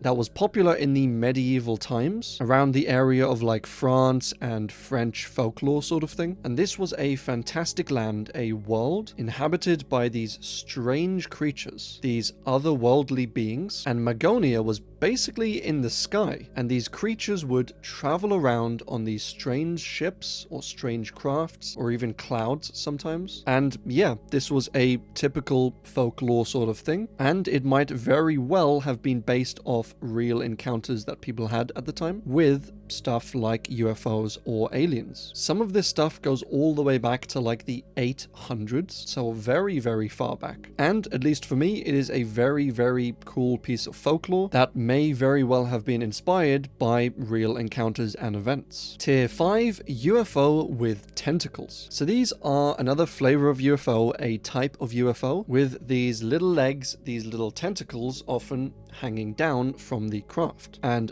honestly, that is just terrifying. There are ones like the atmospheric jellyfish, for example, which are a little higher up in the sky or up in the atmosphere sort of thing. And then there are ones like this, which honestly look a little more organic than mechanic. Like we mentioned before, perhaps some of these are sentient UFOs or they're actual creatures instead of crafts. But whatever this thing is, it is definitely terrifying. The distortion theory refers to some potential advanced technology that can actually distort people's reality or their perception. So often, as we explored earlier and through all of these UFO encounters, people sometimes give accounts of being transported somewhere or going up in the spaceship or going to another planet, or in seeing things that aren't actually there or that can't physically or possibly be there. And this is a theory that says that these aliens have this technology that's actually able to distort reality for these people. So while they are really just sitting in their truck or sitting at home or sitting even in this alien spacecraft, these aliens make it seem like they are traveling all around the galaxy or traveling back to their home planet,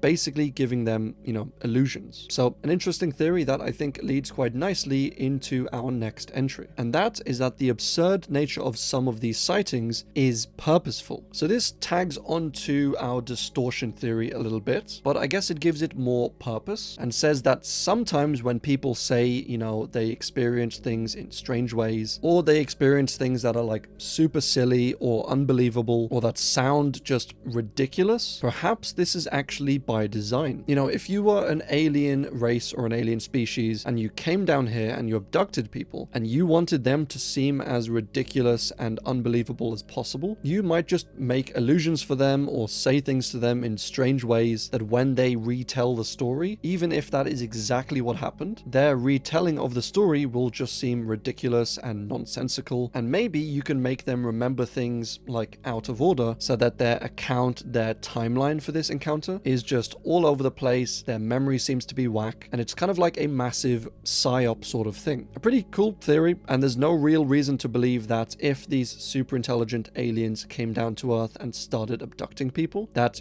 they wouldn't do something like an alien propaganda or psyop operation. Psyop operation? Or psyop. So I do like these theories and different ways to think about things and imagine things, and some of them do get really, really whack and crazy in the last tier. Stick people refers to some of the strangest aliens that I've seen, or that I've ever read about. I've never seen a stick person alien, and they aren't your common type of alien, but they are basically described often as your stereotypical stickman drawing, except they exist in real life in the physical world, and they are completely two-dimensional. And they are not just two-dimensional, but they seem to exist in a two-dimensional world, even though we are in a 3D world, which sounds kind of strange, but basically if you see these aliens, you see these creatures, they will just be a stick figure sort of thing, and even if you go around them to try and see them from the sides or from behind, they always just appear as two-dimensional to you. So you can see the stick figure here all in stick figure shape or size or whatever, and normally if this was a 3D figure, you would go around the side and you would see it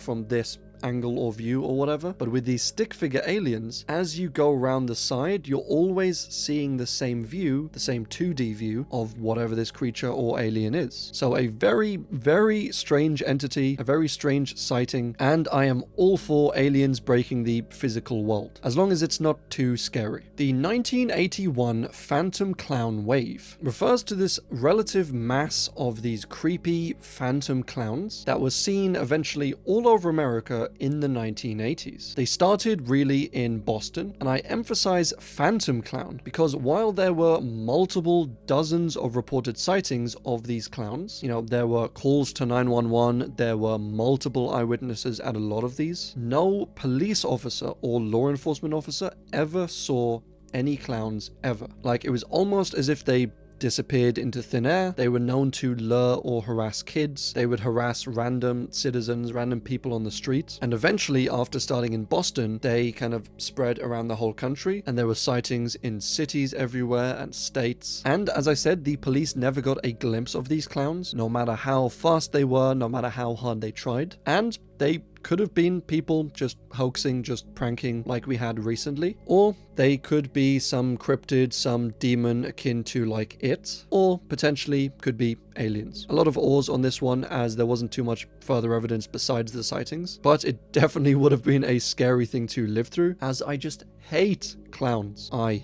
hate them. I hate them. I don't know why people even find them funny or hilarious or cool or whatever. They may as well be demons. The vegetable man is this handsome looking fellow. I'm just kidding. Even I do not find this creature handsome. Even I. But this creature appeared in 1968 in West Virginia. And West Virginia, as we all know, is kind of a hub for these sightings, for cryptids, for aliens. But it was spotted in 1968 when a man named Jennings Frederick was just out in the woods hunting, small critters, small birds, squirrels, that sort of thing, when all of a sudden Jennings heard a strange noise, which isn't too unusual out in the woods, especially not out in West Virginia. But he said this noise was strange because it was kind of like a record player playing really quickly, like talking or something, but really sped up. So he looked around, he couldn't see any source of this noise, and he ended up narrowing it down, finding where this noise was actually coming from. And when he found it, he saw the creature that was making the noise, and it was this creature. He said he felt that the creature was like harmed or injured or sick in some way. And then the creature started to talk with Jennings telepathically, and he said, "You need not fear me. I wish to communicate. I come as a friend. We know of you all. I come in peace. I wish medical assistance. I need your help." And then, as Jennings was just stunned, he was just processing all of this, this creature just launched forward and basically hugged him, which is adorable. But this hug wasn't a loving hug. No, it was a tight hug, almost like a bear hug. And Jennings couldn't get free, he couldn't do anything. And as he was hugging him, these little thorns on the creature's arms, on its body, dug into Jennings and started extracting blood from Jennings. So like, what the hell, creature? I thought you came in peace. Now you're just gonna suck all the blood out of this dude? But it was there, hugging him, slowly draining his blood. And Jennings thought that, I guess, the creature was like healing himself by draining the blood of someone. So I don't know if this is like a vampiric vegetable man or something. And then the creature let go of Jennings and ran up a nearby hill and then over the top of it, and it was never seen again. Jennings heard this strange humming or buzzing noise, which he assumed was this alien creature going down the other side of the hill, going to his craft, and actually taking off, but he never actually saw it. So a bit of a strange creature. There's some like borderline, if not actual assault going on here, but at least it is unique. Black Dogs refers to, at least partly, another entry we covered higher up, that being Jinn. So as we mentioned, as well as being able to travel through walls, as well as reading people's minds and teleporting, they could also take on various different forms, and one of these forms was a black dog. And these black dogs were and are still currently being seen or witnessed during alien encounters, during UFO sightings, and so people think that perhaps these dogs are connected to aliens in some way, whether Jinn are actually aliens or whether they are separate entities and they are just, you know, buddy-buddy sort of thing. We don't really know on this one, but there seems to be some connection, at least as far as what people are reporting. Other worlds seen during encounters are fake. So this entry again ties into some other stuff we've discussed earlier up in the iceberg, but it's about these delusions or illusions that are being implanted in people's minds of the things that they've witnessed. But this entry would, I guess, go one step further, where it's saying that the actual worlds and bases and environments that people have witnessed are actually fully fake, whereas the other ones say that they're an illusion, which do have minor differences. So if their experience of visiting this kingdom on Venus or something is an illusion, then perhaps the kingdom does actually exist, but these aliens just, you know, implanted into the person's head, so the person never actually went there, but the place still does exist. Whereas this entry would refer to the kingdom never actually existing and it all just being made up by these aliens and implanted into the person's head. So a minor variation on this one. It's probably not too important, but it might help explain a lot of the inconsistencies in these alien encounters and UFO sightings. I mean, either that or some of these people are just making stuff up, or they're confused, or what have you. But this is a theory that's at least out there. Aliens aiming meteorites. So this is a general theory as well as a specific hilarious encounter. So the general theory is that aliens fire these meteorites, or at least redirect them, down at Earth for various reasons. You know, even going so far as like the asteroid theory, where they redirect asteroids to hit Earth, to wipe out life in some way, but that's the general theory. And then there's the specific encounter that happened in Bosnia, where there was this man whose name I'm going to butcher, Radovoj Lajic, but he said over the last 6 months that he had been purposefully targeted by aliens, and he had no idea what he did to annoy them. He said that the chance of someone's house being hit by one meteorite is like extremely slim, but 5 separate meteorites over just 6 years? He said the chance is so small that the only logical explanation is that aliens out there in space are specifically targeting him and firing these meteorites down at his house. So yeah, that's definitely a theory, and it is just a hilarious story, I think. Probably not for him, because he has to deal with meteorites hitting him, but I quite like this one. NASA warns that alien life may not be desirable. Now, the original entry for this used a word that was maybe a little less PG, but the point still stands, and it still all refers to the same thing, and that was this statement put out by a official NASA spokesperson. And they said, horny writers that were paid by the word to appeal to teenagers set a standard that lingers to this day. Do not expect aliens to be ageless nymphic figures that are fascinated by our naive ways, or statuesque stoic warriors who somehow find nebbish heroes charming. They later went on to say what would be the evolutionary advantage for having cat-like eyes or tentacles for hair? Like, seriously? It is entirely possible, they said, that first contact takes place with insectoid creatures who lay thousands of glittering eggs, or a self-producing slime that would have absolutely no use for our rudimentary genitals, which a bit rude. Or if the aliens are a gaseous spirit that communicates telepathically, where would you even, like, how? So yeah, they are basically saying, officially from NASA, don't expect aliens to be, like, sexy or weird or that sort of thing. Don't expect them to be attractive in any way, or even viable for intercourse. And certainly don't engage with them in that way, you know, if you do ever meet an alien. And once again, I just love that this was an official statement from a NASA spokesperson, but I think it probably had to be said. The Anunnaki is something we touched on briefly a little bit higher up in the iceberg, but these were essentially the gods of the ancient Sumerian civilization, and they were in charge of controlling people's fates, and they would be, you know, prayed to and bestow particular things onto people. Now, these beings, these gods, are generally considered to be a myth or a legend, or, you know, something akin to Zeus or Thor, but there are theories that these Anunnaki were actually a race of alien beings. One theory is that they were on their planet which passed close by Earth, or, you know, at least within our solar system sort of thing, and these Anunnaki then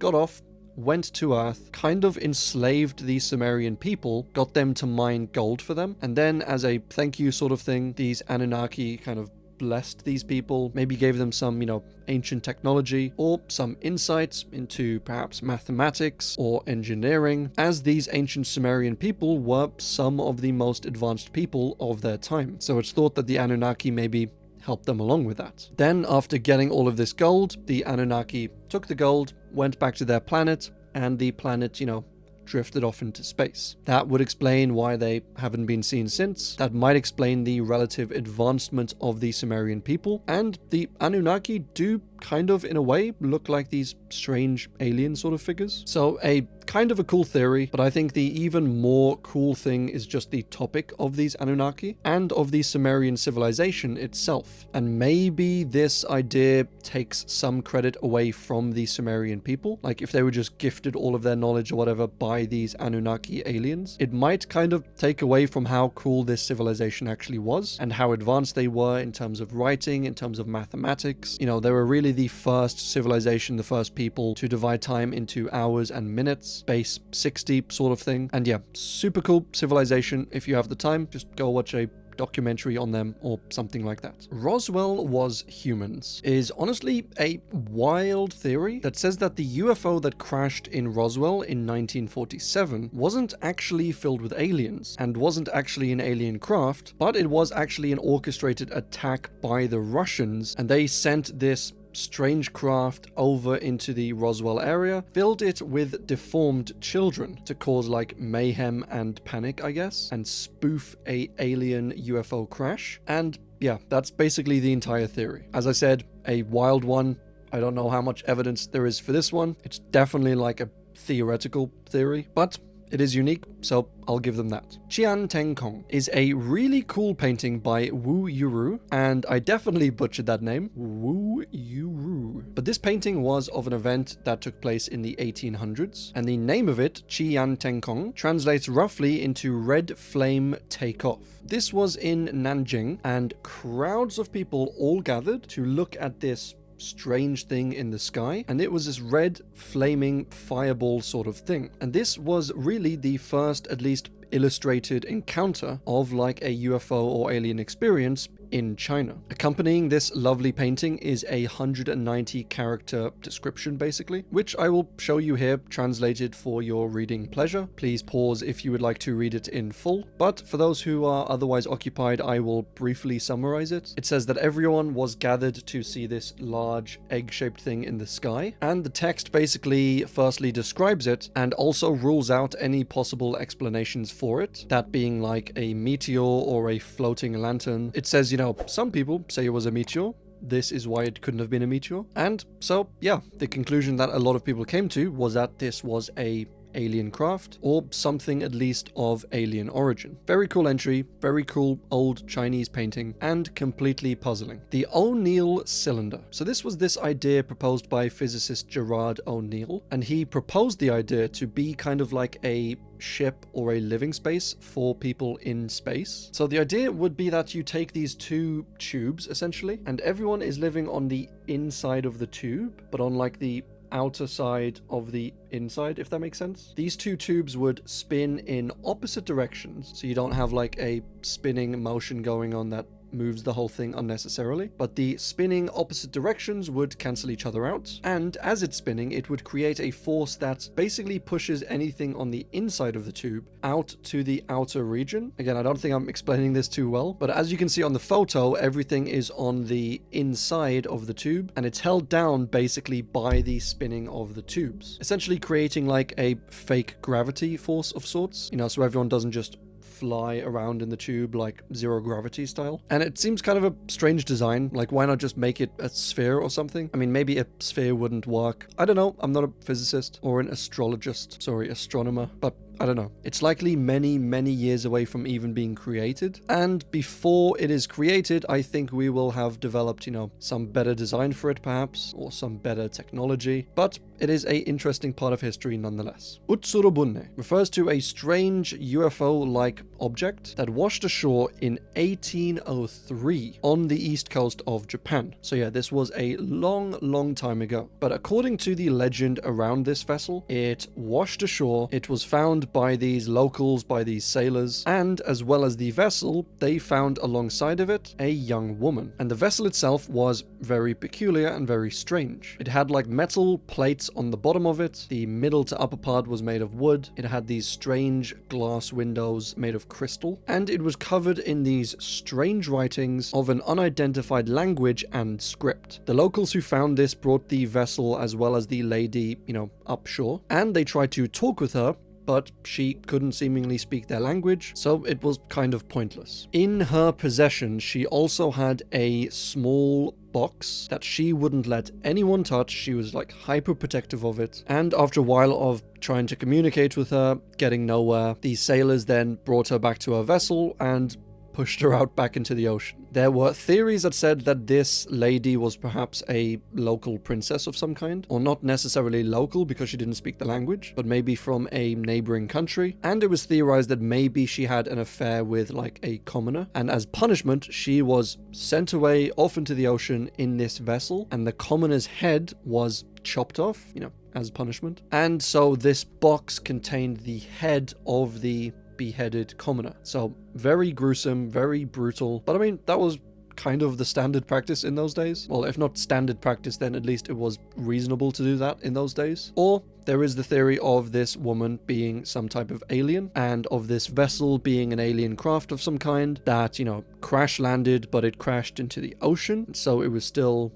bopping around, still a bit unusual. Perhaps the lady was lost from her ship or something like that. She couldn't contact her fellow aliens, and yeah, they sent her out back into the ocean, and that is where it ended. A very cool story, I think. It does kind of remind me of the jellyfish story from Bee and Puppycat, which shameless plug here for that amazing cartoon, but it is the best cartoon. Go and watch it if you haven't already. America's first UFO sighting. So this either refers to something we mentioned earlier about the American Indian sightings, you know, with their apparent or suspected better connection with aliens, or some of the spirits sort of thing that they saw, or the prophetic dreams or mysticism, like perhaps that was connected to aliens. But it could also refer to the account of John Winthrop, who was the governor of Massachusetts at the time, all the way back in 1639. This was back obviously before the United States was the United States. They were just the United English Colonies of America back then, which is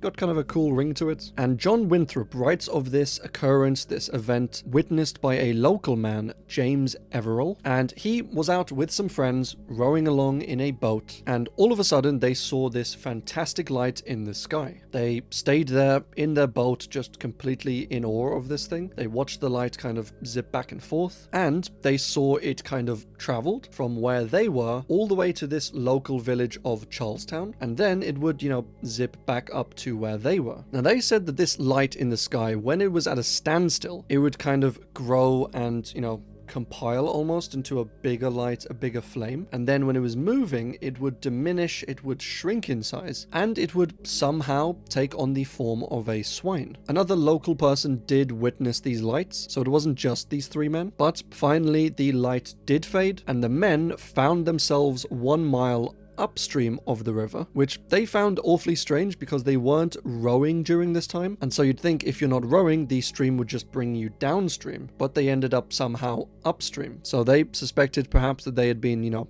moved or teleported or something like that. So yeah, a very odd encounter, and probably one of the oldest in the modern era. You know, there are older ones that we've mentioned, like 2,000 years ago or in the Romans times, but this one is kind of modernish era. It's just right at the start of it. STS-48 Discovery UFO. So this was an object, an unidentified object, that was spotted on camera during a 1991 space mission. Now, little pieces of rock out in space, like space debris, that's not too unusual. We sometimes see them floating around on these live streams or on these cameras, and I don't think anyone except the most hardcore ufologist sort of people are claiming that these would be, you know, UFO spaceships or something, but this one is particularly peculiar and strange. This little dot, whatever it is, this object, was caught on camera traveling along, you know, at a normal speed in a normal direction, and then there is a bright flash of light, and this object instantly travels in like the opposite direction, or like a 90 degrees direction, at a super high speed, almost as if they got, you know, jump scared by something and just took off in the other direction, running away from it. So yes, very suspicious. Could it still be a space rock? Could it be an alien spaceship? Could it be a space shuttle or space squid of some kind? Perhaps yes, perhaps no, perhaps I don't know. Perhaps let me know what you think. And I've said perhaps too many times. The 1561 Celestial Battle over Nuremberg was this immense epic scene that supposedly took place in the skies over Nuremberg in 1561, and I am just absolutely loving these early sightings. The text below the image basically describes the scene, and it says that many men and women all gathered around to, you know, see this strange occurrence in the sky, and it describes this giant battle in the sky with this large arrowhead, this triangular object, and many smaller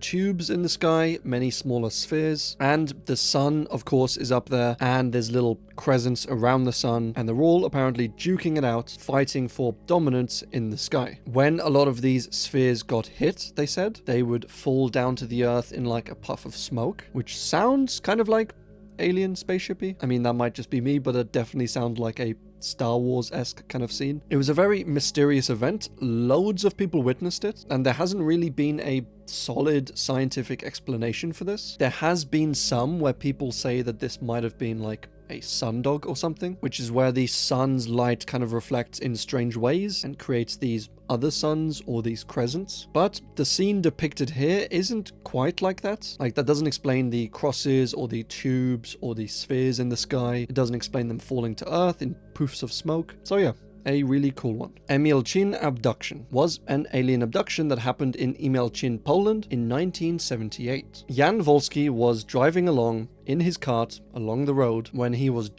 attacked by these two short green creatures, and he said he originally mistook them for foreigners, and he said they jumped up front with him, they started speaking this strange language, and they looked kind of human at this point, but like not really. And he said they had slanted eyes and prominent cheekbones, which I am not even going to get into. He drove his cart a little farther along until he saw this strange hovering craft, and then Jan was taken aboard this craft where he met some more strange little green creatures, and he was ordered to strip, and the aliens just examined him and then reclothed him, thank God. Then they offered him some food which resembled icicles, and he said no thank you, which, come on, if you're gonna offer people icicles as food, like at least eggs, bacon, avocado, for Christ's sake, not bloody icicles. Icicles are not a balanced diet, too much ice. But he refused this offer of food. He eventually went back home, back to his family, and he told them the tale of his abduction. And they all wanted to see this craft, you know, these aliens, so they all went back with Jan to the abduction site, and sadly, there was no craft, there was no aliens, but there were some footprints around, as well as some flattened grass, which perhaps might have been where the craft landed. There were some other witnesses in the area at this same time, saying they saw something strange, something unexplained, something unusual in the sky, but Jan did never meet or see his alien abductors ever again. And to commemorate this incident, they actually made this monument and placed it at the original abduction site, which is pretty cool. The Gdynia UFO incident. So this is another Polish UFO incident, and it is often called the Polish Roswell because, you know, of how interesting and seemingly elaborate the entire case is. This happened in 1959, and on this day, a large unidentified object came flying along the sky and crashed into the waters of the Gdynia port. And there were dozens of witnesses for this one. There were random civilians, there were port workers, sailors, and they described a large, flaming,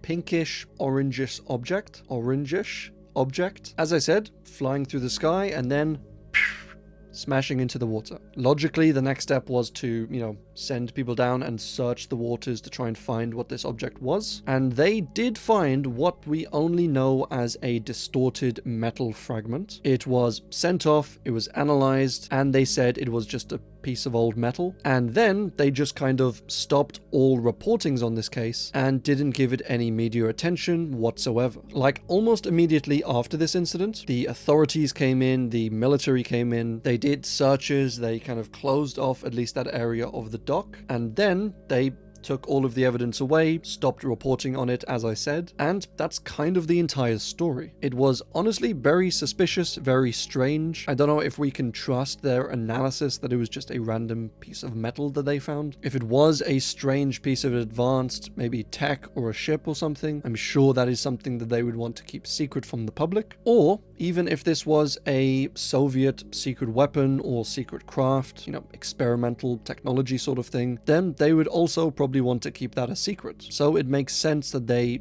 hid it from everyone and then made this excuse of it was just a random piece of metal that they found. Like, they never actually explained what this thing in the sky was. People were saying it might have been a meteor, but for a meteor to be this size, it had to obviously have been traveling from space, and they calculated that a meteor this size traveling from space, it would have hit this port with so much force that it would have blown up the dock and blown up ships and just caused mass deaths and damage and everything. And that is not what happened. So it probably wasn't a meteorite. As I said, a very public event or occurrence or encounter, very secretive government sort of cover-up style, and no even decent explanation as to what this might have been. So I think calling it the Polish Roswell incident is honestly very appropriate. Operation Paperclip TR3B. So the TR3B is this theorized reverse-engineered alien tech that apparently the United States has possession of, or they have created sort of thing, and it is generally thought to be this large, black, like triangular craft with super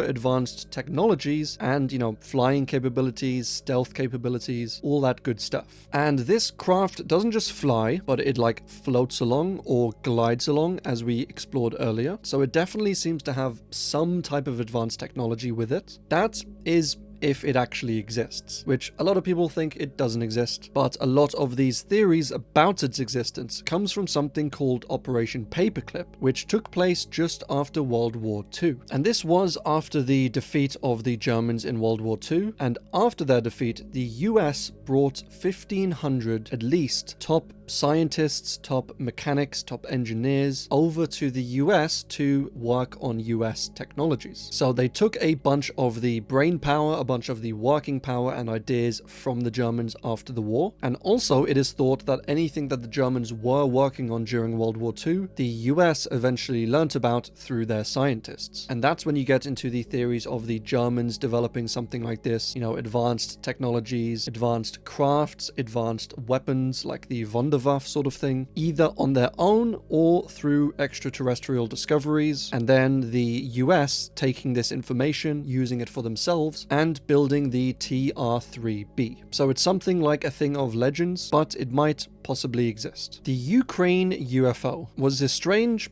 object UFO spotted in Ukraine in like 2003 or 2023, 2024, and the guys observing it are just confused as heck at what this is, where it came from. They think maybe it's a strange craft of some kind or that it's a drone, but then they comment on how peculiar it is. It's not bopping up and down, it's not really flying around, it's just there, and they think it also might be a UFO. So yeah, a very strange one, a very recent one, and since they're at war with the Russians, maybe it's some advanced Russian tech or craft, who knows. Zygmunt Adamski was a very strange case involving a coal miner from Yorkshire, Zygmunt Adamski. Now, he had gone shopping one day, and when he didn't return, he obviously was reported missing. There were multiple searches started, and none of them were really successful, and it wasn't until 5 days later that they found Zygmunt's body on top of a pile of coal. He was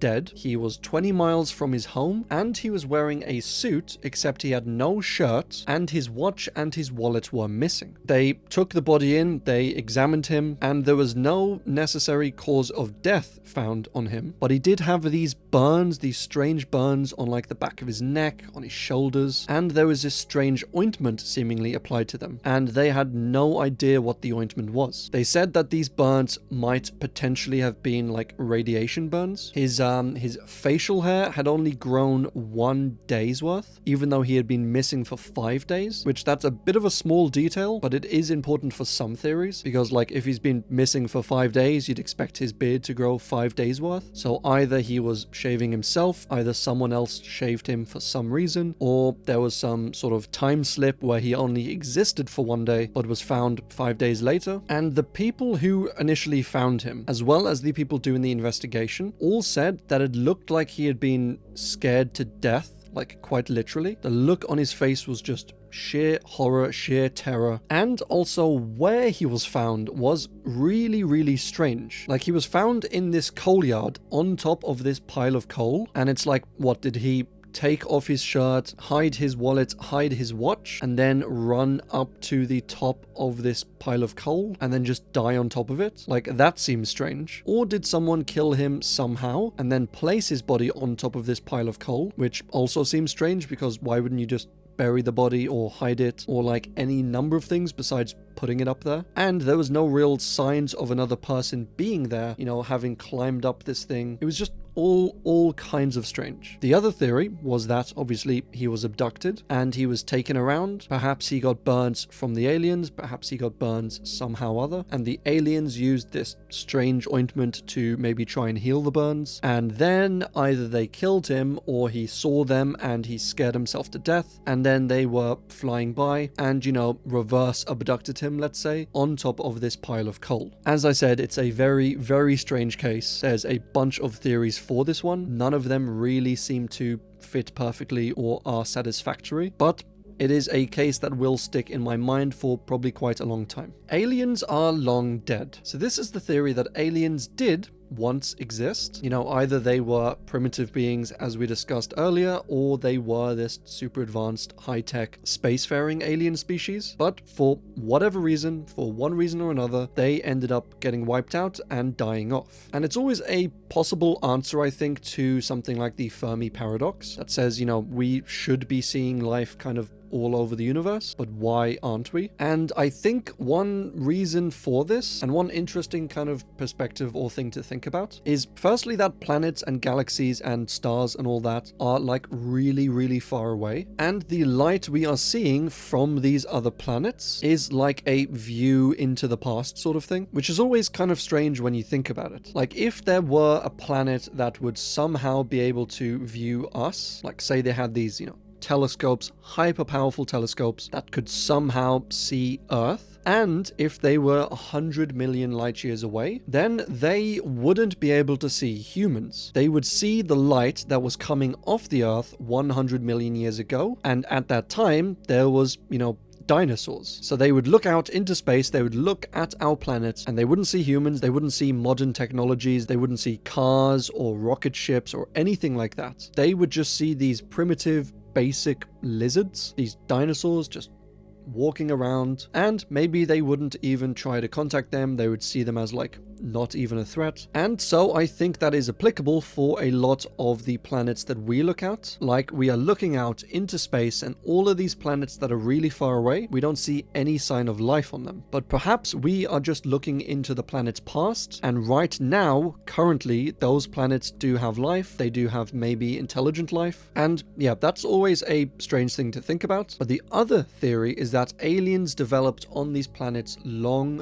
long ago, and maybe something like Mars, where they used to have a habitable planet, and then something happened to the planet, they were no longer able to live on it, they all died out. I think something like that is completely plausible. I mean, for basically hundreds of millions of years, life was almost the same on Earth. Like, yeah, you had different variations, different species, but they never really developed much. And it's only really in the past few thousand years, and especially in the past maybe 100 years or so, that humans have had this exponential, you know, explosion of technology, from mobile phones, the internet, satellites. All of this crazy stuff is happening so fast that it's at least plausible that maybe it'll continue to happen so fast, or there'll be a nuclear disaster or something like that, and all of this progress will just get wiped out somehow, and maybe that's what happened to these aliens. It's a sad thought, it's a somewhat scary thought, but I think it is always a possibility when you're considering aliens and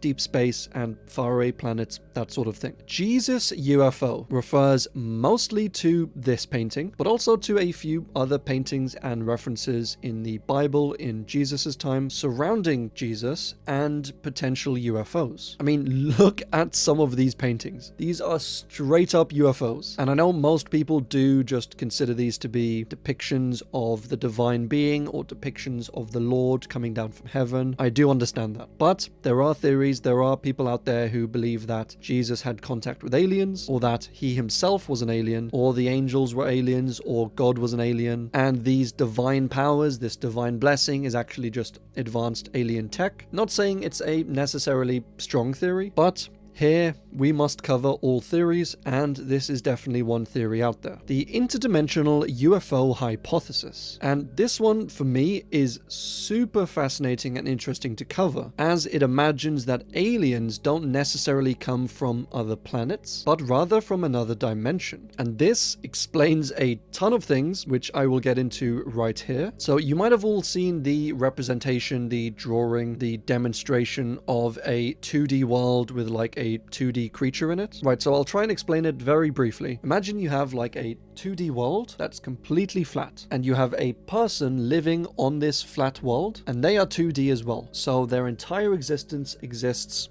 just here. They have maybe their little home, and in their home is their little kitchen, and there's a little closet and all that sort of thing. If me and you are out here in the 3D world, and this 2D being is not able to perceive this 3D world, they would not be able to see or look at us. So we would basically be completely invisible to this creature. And I hope this is all making sense so far. This is like a classroom lesson or something. But as we are here observing this 2D creature, we could seemingly teleport or suddenly appear inside of this world. Just, if we came over here, touched our finger here, we would appear seemingly out of nowhere in this world. And then we could zoop away, we would seemingly disappear, and then we could appear over here. We could do any number of these things, and we could also watch this being without it watching us, and we could track it, we could see it wherever it goes. And so there are some theories that these aliens, whatever they are, demons, beings, are from a fourth spatial dimension, one that we can't exist in, we can't observe, just like this little flat dude. And so these aliens are able to watch us at all times, they can see us, we can never really hide from them in any way, and they are able to just appear places, disappear other places, go into this other dimension. And yeah, it's a pretty complicated theory, but it is super cool, super sci-fi-ish almost, with a little bit of like theoretical realism in it. Honestly, it is just super fascinating. And since they are able to watch us all the time from this, other dimension, that might explain why a lot of these abductions and encounters happen when, no one else is around, when this person is in their truck driving along at night. Perhaps this alien watches you, sees you're alone in the truck, and then waits until you're out on the road, looks around, there's no one else here, and then it just appears and comes out and encounters you, or you encounter it. So very fun theory, very fun topic, and might be a little complicated. I know sometimes these get, a bit dizzying in a way, but regardless, very, very cool. Inside an alien simulation. So this is a somewhat terrifying theory that says that we are perhaps inside another alien species simulation. This has been covered before in a few of the other icebergs I've done, where we are just, living inside of a simulation. But the next obvious question for that would be, whose simulation is it? And I think maybe one of the more logical explanations, answers would be a alien species. Some other species that has developed their technology so much, becomes so advanced that they're able to create these simulations, and then maybe they just breed humans and put them inside the simulation. Maybe we are aliens ourselves and we are living in this simulation as this strange species called human. Like, there are almost infinite possibilities here, and all of them are absolutely terrifying. The Spaceships of Ezekiel. So this is this fascinating book by Josef F. Blumerich, or however you say it in German. And this was written in 1974 and puts kind of a alien UFO spin on this account from the Bible of Ezekiel seeing these strange visions. And one of these visions includes seeing these strange creatures floating around in the sky, and Joseph basically argues that these are flying saucers, or at least aliens. Now, when he started the book, this theory already existed, and he actually started the book with the mind and goal to disprove these theories. But he said when he studied it, looked into it, looked at enough of the evidence, he himself was convinced that this theory was true. So he basically changed the goal or the aim of the book, and then he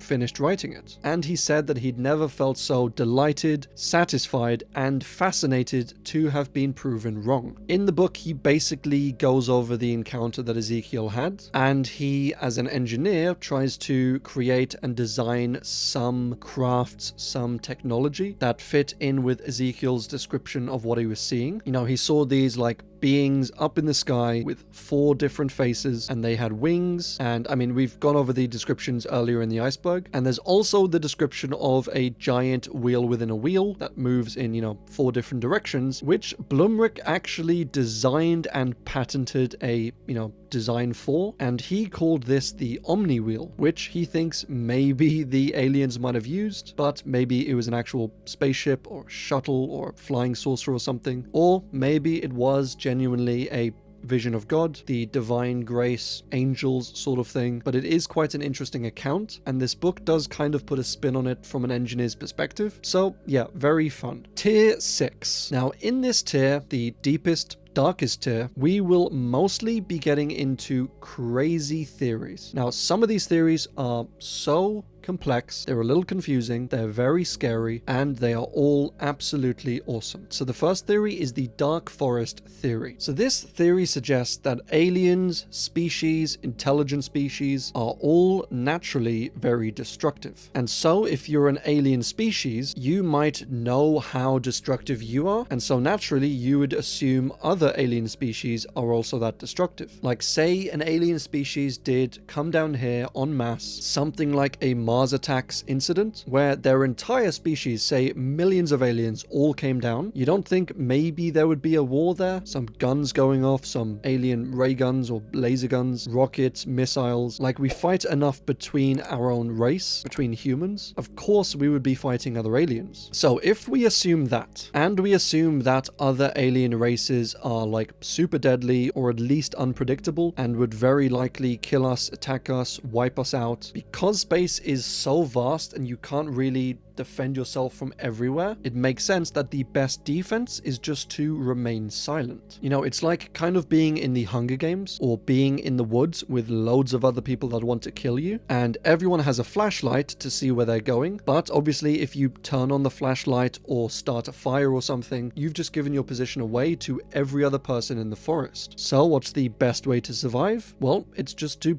turn off your flashlight. And obviously, if every alien species does turn off their flashlight, and then you are in the forest looking out, you might assume that you are all alone in this forest, because you see no other signs of life, no flashlights out there, no fires, and that is basically the dark forest theory, is that alien species do exist out there, but they are not showing themselves out of fear, out of being defensive, and I think it's a very cool and somewhat terrifying theory, and maybe we'll find out the truth soon enough. The physical law theory is, once again, as a lot of these are going to be, a very wild theory that suggests that aliens might not be like physical beings, or at least not anymore, but they might currently be strange stuff like physical laws. Like perhaps if aliens evolve so much, so far into the future, they have all of this crazy tech, they might get kind of bored with living in a physical body, and maybe living in a physical body and walking around and having to eat and all that, maybe that's not super fulfilling in the end. It might be more fun, it might be more of an experience sort of thing, you know, a wild ride to maybe exist as a star. You know, how kind of rad would that be? Existing for millions, billions of years as this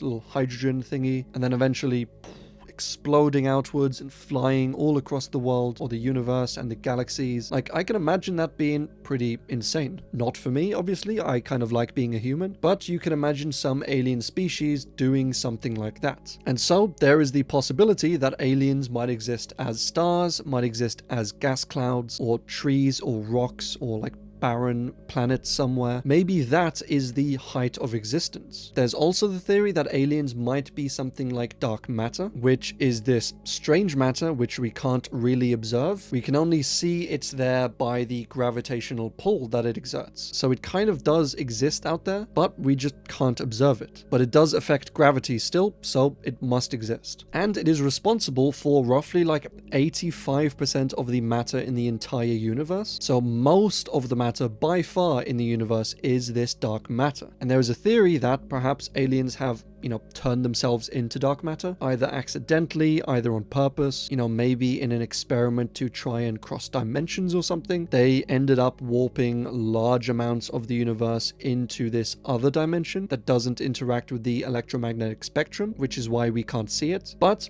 that is a very complex theory. It is very insane, but the main idea behind it is that maybe aliens don't look like how we'd imagine them to look. And as I said, I do love theories like this. They really open up your imagination. They don't get you stuck on some boring concept or something like that. They really make you just think and think wildly and think out of the box or out of the universe or whatever. And it is just really fun to imagine. But as I said, once again, Also very terrifying. Alien internet is the theory that there is just some vast alien internet out there, like out in the galaxies, maybe from galaxy to galaxy, maybe across our galaxy, that we just can't observe. They liken it to like if you went 2,000 years back in the past and somehow you still had computers, you still had your phone, and you still had satellites up in the sky, so like you were able to utilize the internet like we are today, then the people of the time, 2,000 years ago, they would have zero way of detecting these internet waves or detecting the information you've sent across them. It would basically be invisible to them, and that is only because they hadn't discovered stuff like that. To them, from all that they've discovered up until that point, this would basically be impossible. So the idea is that aliens, maybe across the galaxy or maybe in between galaxies, have discovered some way of sending mass amounts of information out across there into the universe really quickly, and we are just none the wiser, and it's just passing by us without us being able to detect it. Very interesting theory, very interesting thought, and I honestly just sat here for about 5 minutes just thinking about it. It is really mind-boggling as to what we don't know that we don't know. The regression theory posits that aliens do exist out there in the universe, and they are super advanced, but that they have grown, they have developed technology on their planet, and then they developed space technology, you know, maybe a little more advanced than us, but then they figure out how to create AI and hyper-realistic simulations. And these simulations are so advanced, maybe they can experience 1,000 lifetimes in like 10 minutes. And so if they go into these simulations, they are basically immortal. And there's no downside to it either, because they're not able to distinguish it from real life because of how high-tech and realistic it is. So it might make sense that the entire alien race just regresses in a way. You know, they stop space travel quite as much, they come back down to their planet, and instead of developing and being spread out all across the universe, they kind of collapse back down into their planet, into these pods, and just exist in these simulations. Probably quite a realistic theory, I would think, and it is quite scary, I would say, especially for something like the future of humanity. Like, if we ever got to that point, do you think we would do that as well? I like to think not, but then you never know with humanity. Mars exploration refers to a CIA document, like an actual CIA documentation that you can actually visit right now on the CIA official website, and it is titled Mars Exploration, and it basically covers some experiments, some projects regarding psychic viewing and astral projection that took place in 1984. The idea was to study these abilities and phenomena, like just in case they were real, so they didn't fall behind the Russians, and they brought people in who said they were able to psychically project and to read minds and that sort of thing, and they often asked them to, you know, project yourself up onto Mars or onto Venus and to give some descriptions of what they saw up on these planets. They didn't really find anything conclusive, but it is a mind-blowing study and document that I still can't believe is officially up on the CIA website. Well, that's if it's still up there. Maybe it was taken down after this video was put up, who knows? But while you still have the chance, go and check it out. The Kardashev scale refers to this scale created by Soviet astronomer Nikolai Kardashev. This was back in 1964, and it was kind of like an attempt to categorize alien civilizations as well as our own. They're all kind of ranked and scaled based on energy consumption and the, I guess, efficiency of energy usage. Like Type 1 civilizations, for example, are able to utilize all of the energy on their planet, and we do this partially by, you know, setting up wind turbines or windmills sort of thing, or like waterways where we gather the energy of the flowing river. But a full Type 1 civilization would be able to extract energy from stuff like earthquakes, tsunamis, natural volcanoes and stuff like that. Like all the energy that the Earth produces, we would be able to utilize and to convert into some usable energy. So we're not quite even at a Type 1 civilization just yet. Type 2 civilizations would be able to utilize all of the energy coming from their local star. So obviously we're only using like solar panels, we're using a tiny amount of energy that comes from the sun. But a full Type 2 civilization might hypothetically set up some device or space station or something around the sun, and then this device would maybe have like solar panels on the inside or something, and instead of absorbing this tiny little bit of sun that comes to the Earth, it would be absorbing the entire energy output of this sun. And then you could, go up to it, plug in your iPhone or something, and get almost infinite energy. Like, you'd probably be able to power every single thing on the planet, as well as all of your space travel by that point if you're able to utilize this energy. Like, you wouldn't need coal or oil or wood or literally anything. You would just take it all from your local star. And I mean, really, it wouldn't be such a bad thing. The energy from the sun isn't really doing anything besides on our planet, so I don't think the rest of the solar system would really be losing much. Then there are type 3 civilizations that would be able to harness all the energy in the galaxy. So,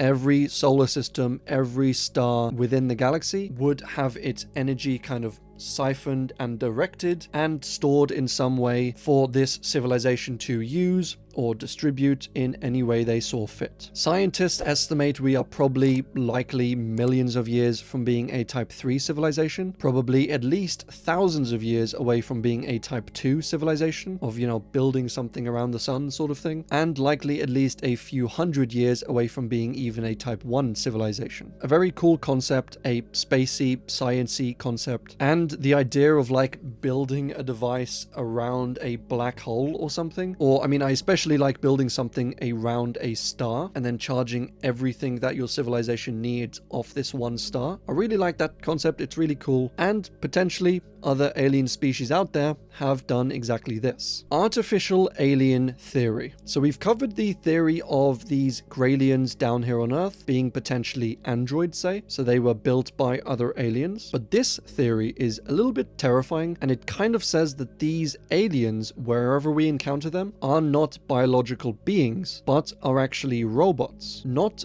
built by anything necessarily, but only built by AI. So you can imagine this other species on another planet, it develops this technology, it develops AI, maybe much like we have down here on Earth, and then this AI gets away from them, it gets a little too intelligent, and it takes over the planet for itself, killing all the other natural aliens. Then, because this AI is so advanced, so intelligent, it builds these bodies for itself, kind of like Ultron from Marvel, and figures out advanced space travel, and then, shoots off itself into space, has these little alien bodies all connected to one hive mind, and it says that the aliens we encounter are these AI robots. Very insane for a theory, very mind-boggling, but also hyper interesting, and probably a little scary for us humans if we don't keep an eye on AI. An eye on AI. It's kind of funny. Grey aliens are dolphin-based life forms. Right, so this is a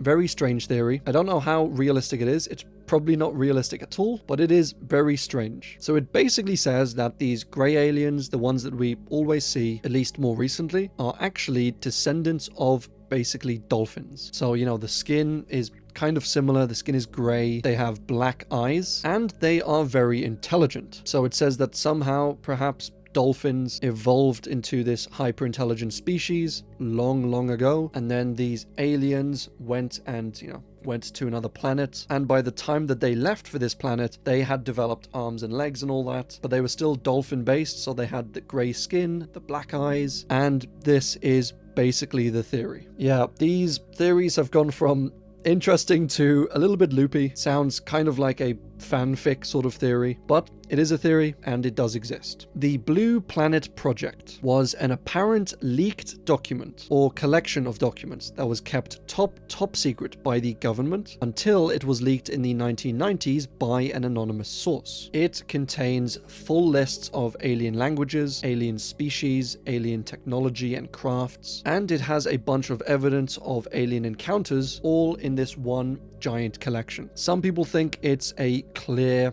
amateurish fake, a hoax sort of thing, which I'll be honest, it does look a little amateurish, and other people are wholly believe that this is some important top secret government document and like the absolute proof of aliens down here on Earth. But I don't really know about this one. It definitely does look a little amateurish and basic to me, and you'd think the government would take more care in covering something like this up. But this is the last and final entry on this iceberg, so let me know your thoughts on it. And that is all we have time for. This one iceberg, this one video took a long time, as you can probably tell from the gap between upload times. It's the longest one I've ever done. It's the one with the most entries that I've ever done, at least in one standalone episode. And the next few videos should come out a lot faster than this one, but it is what it is. I thoroughly enjoyed making it, and as always, thanks for watching.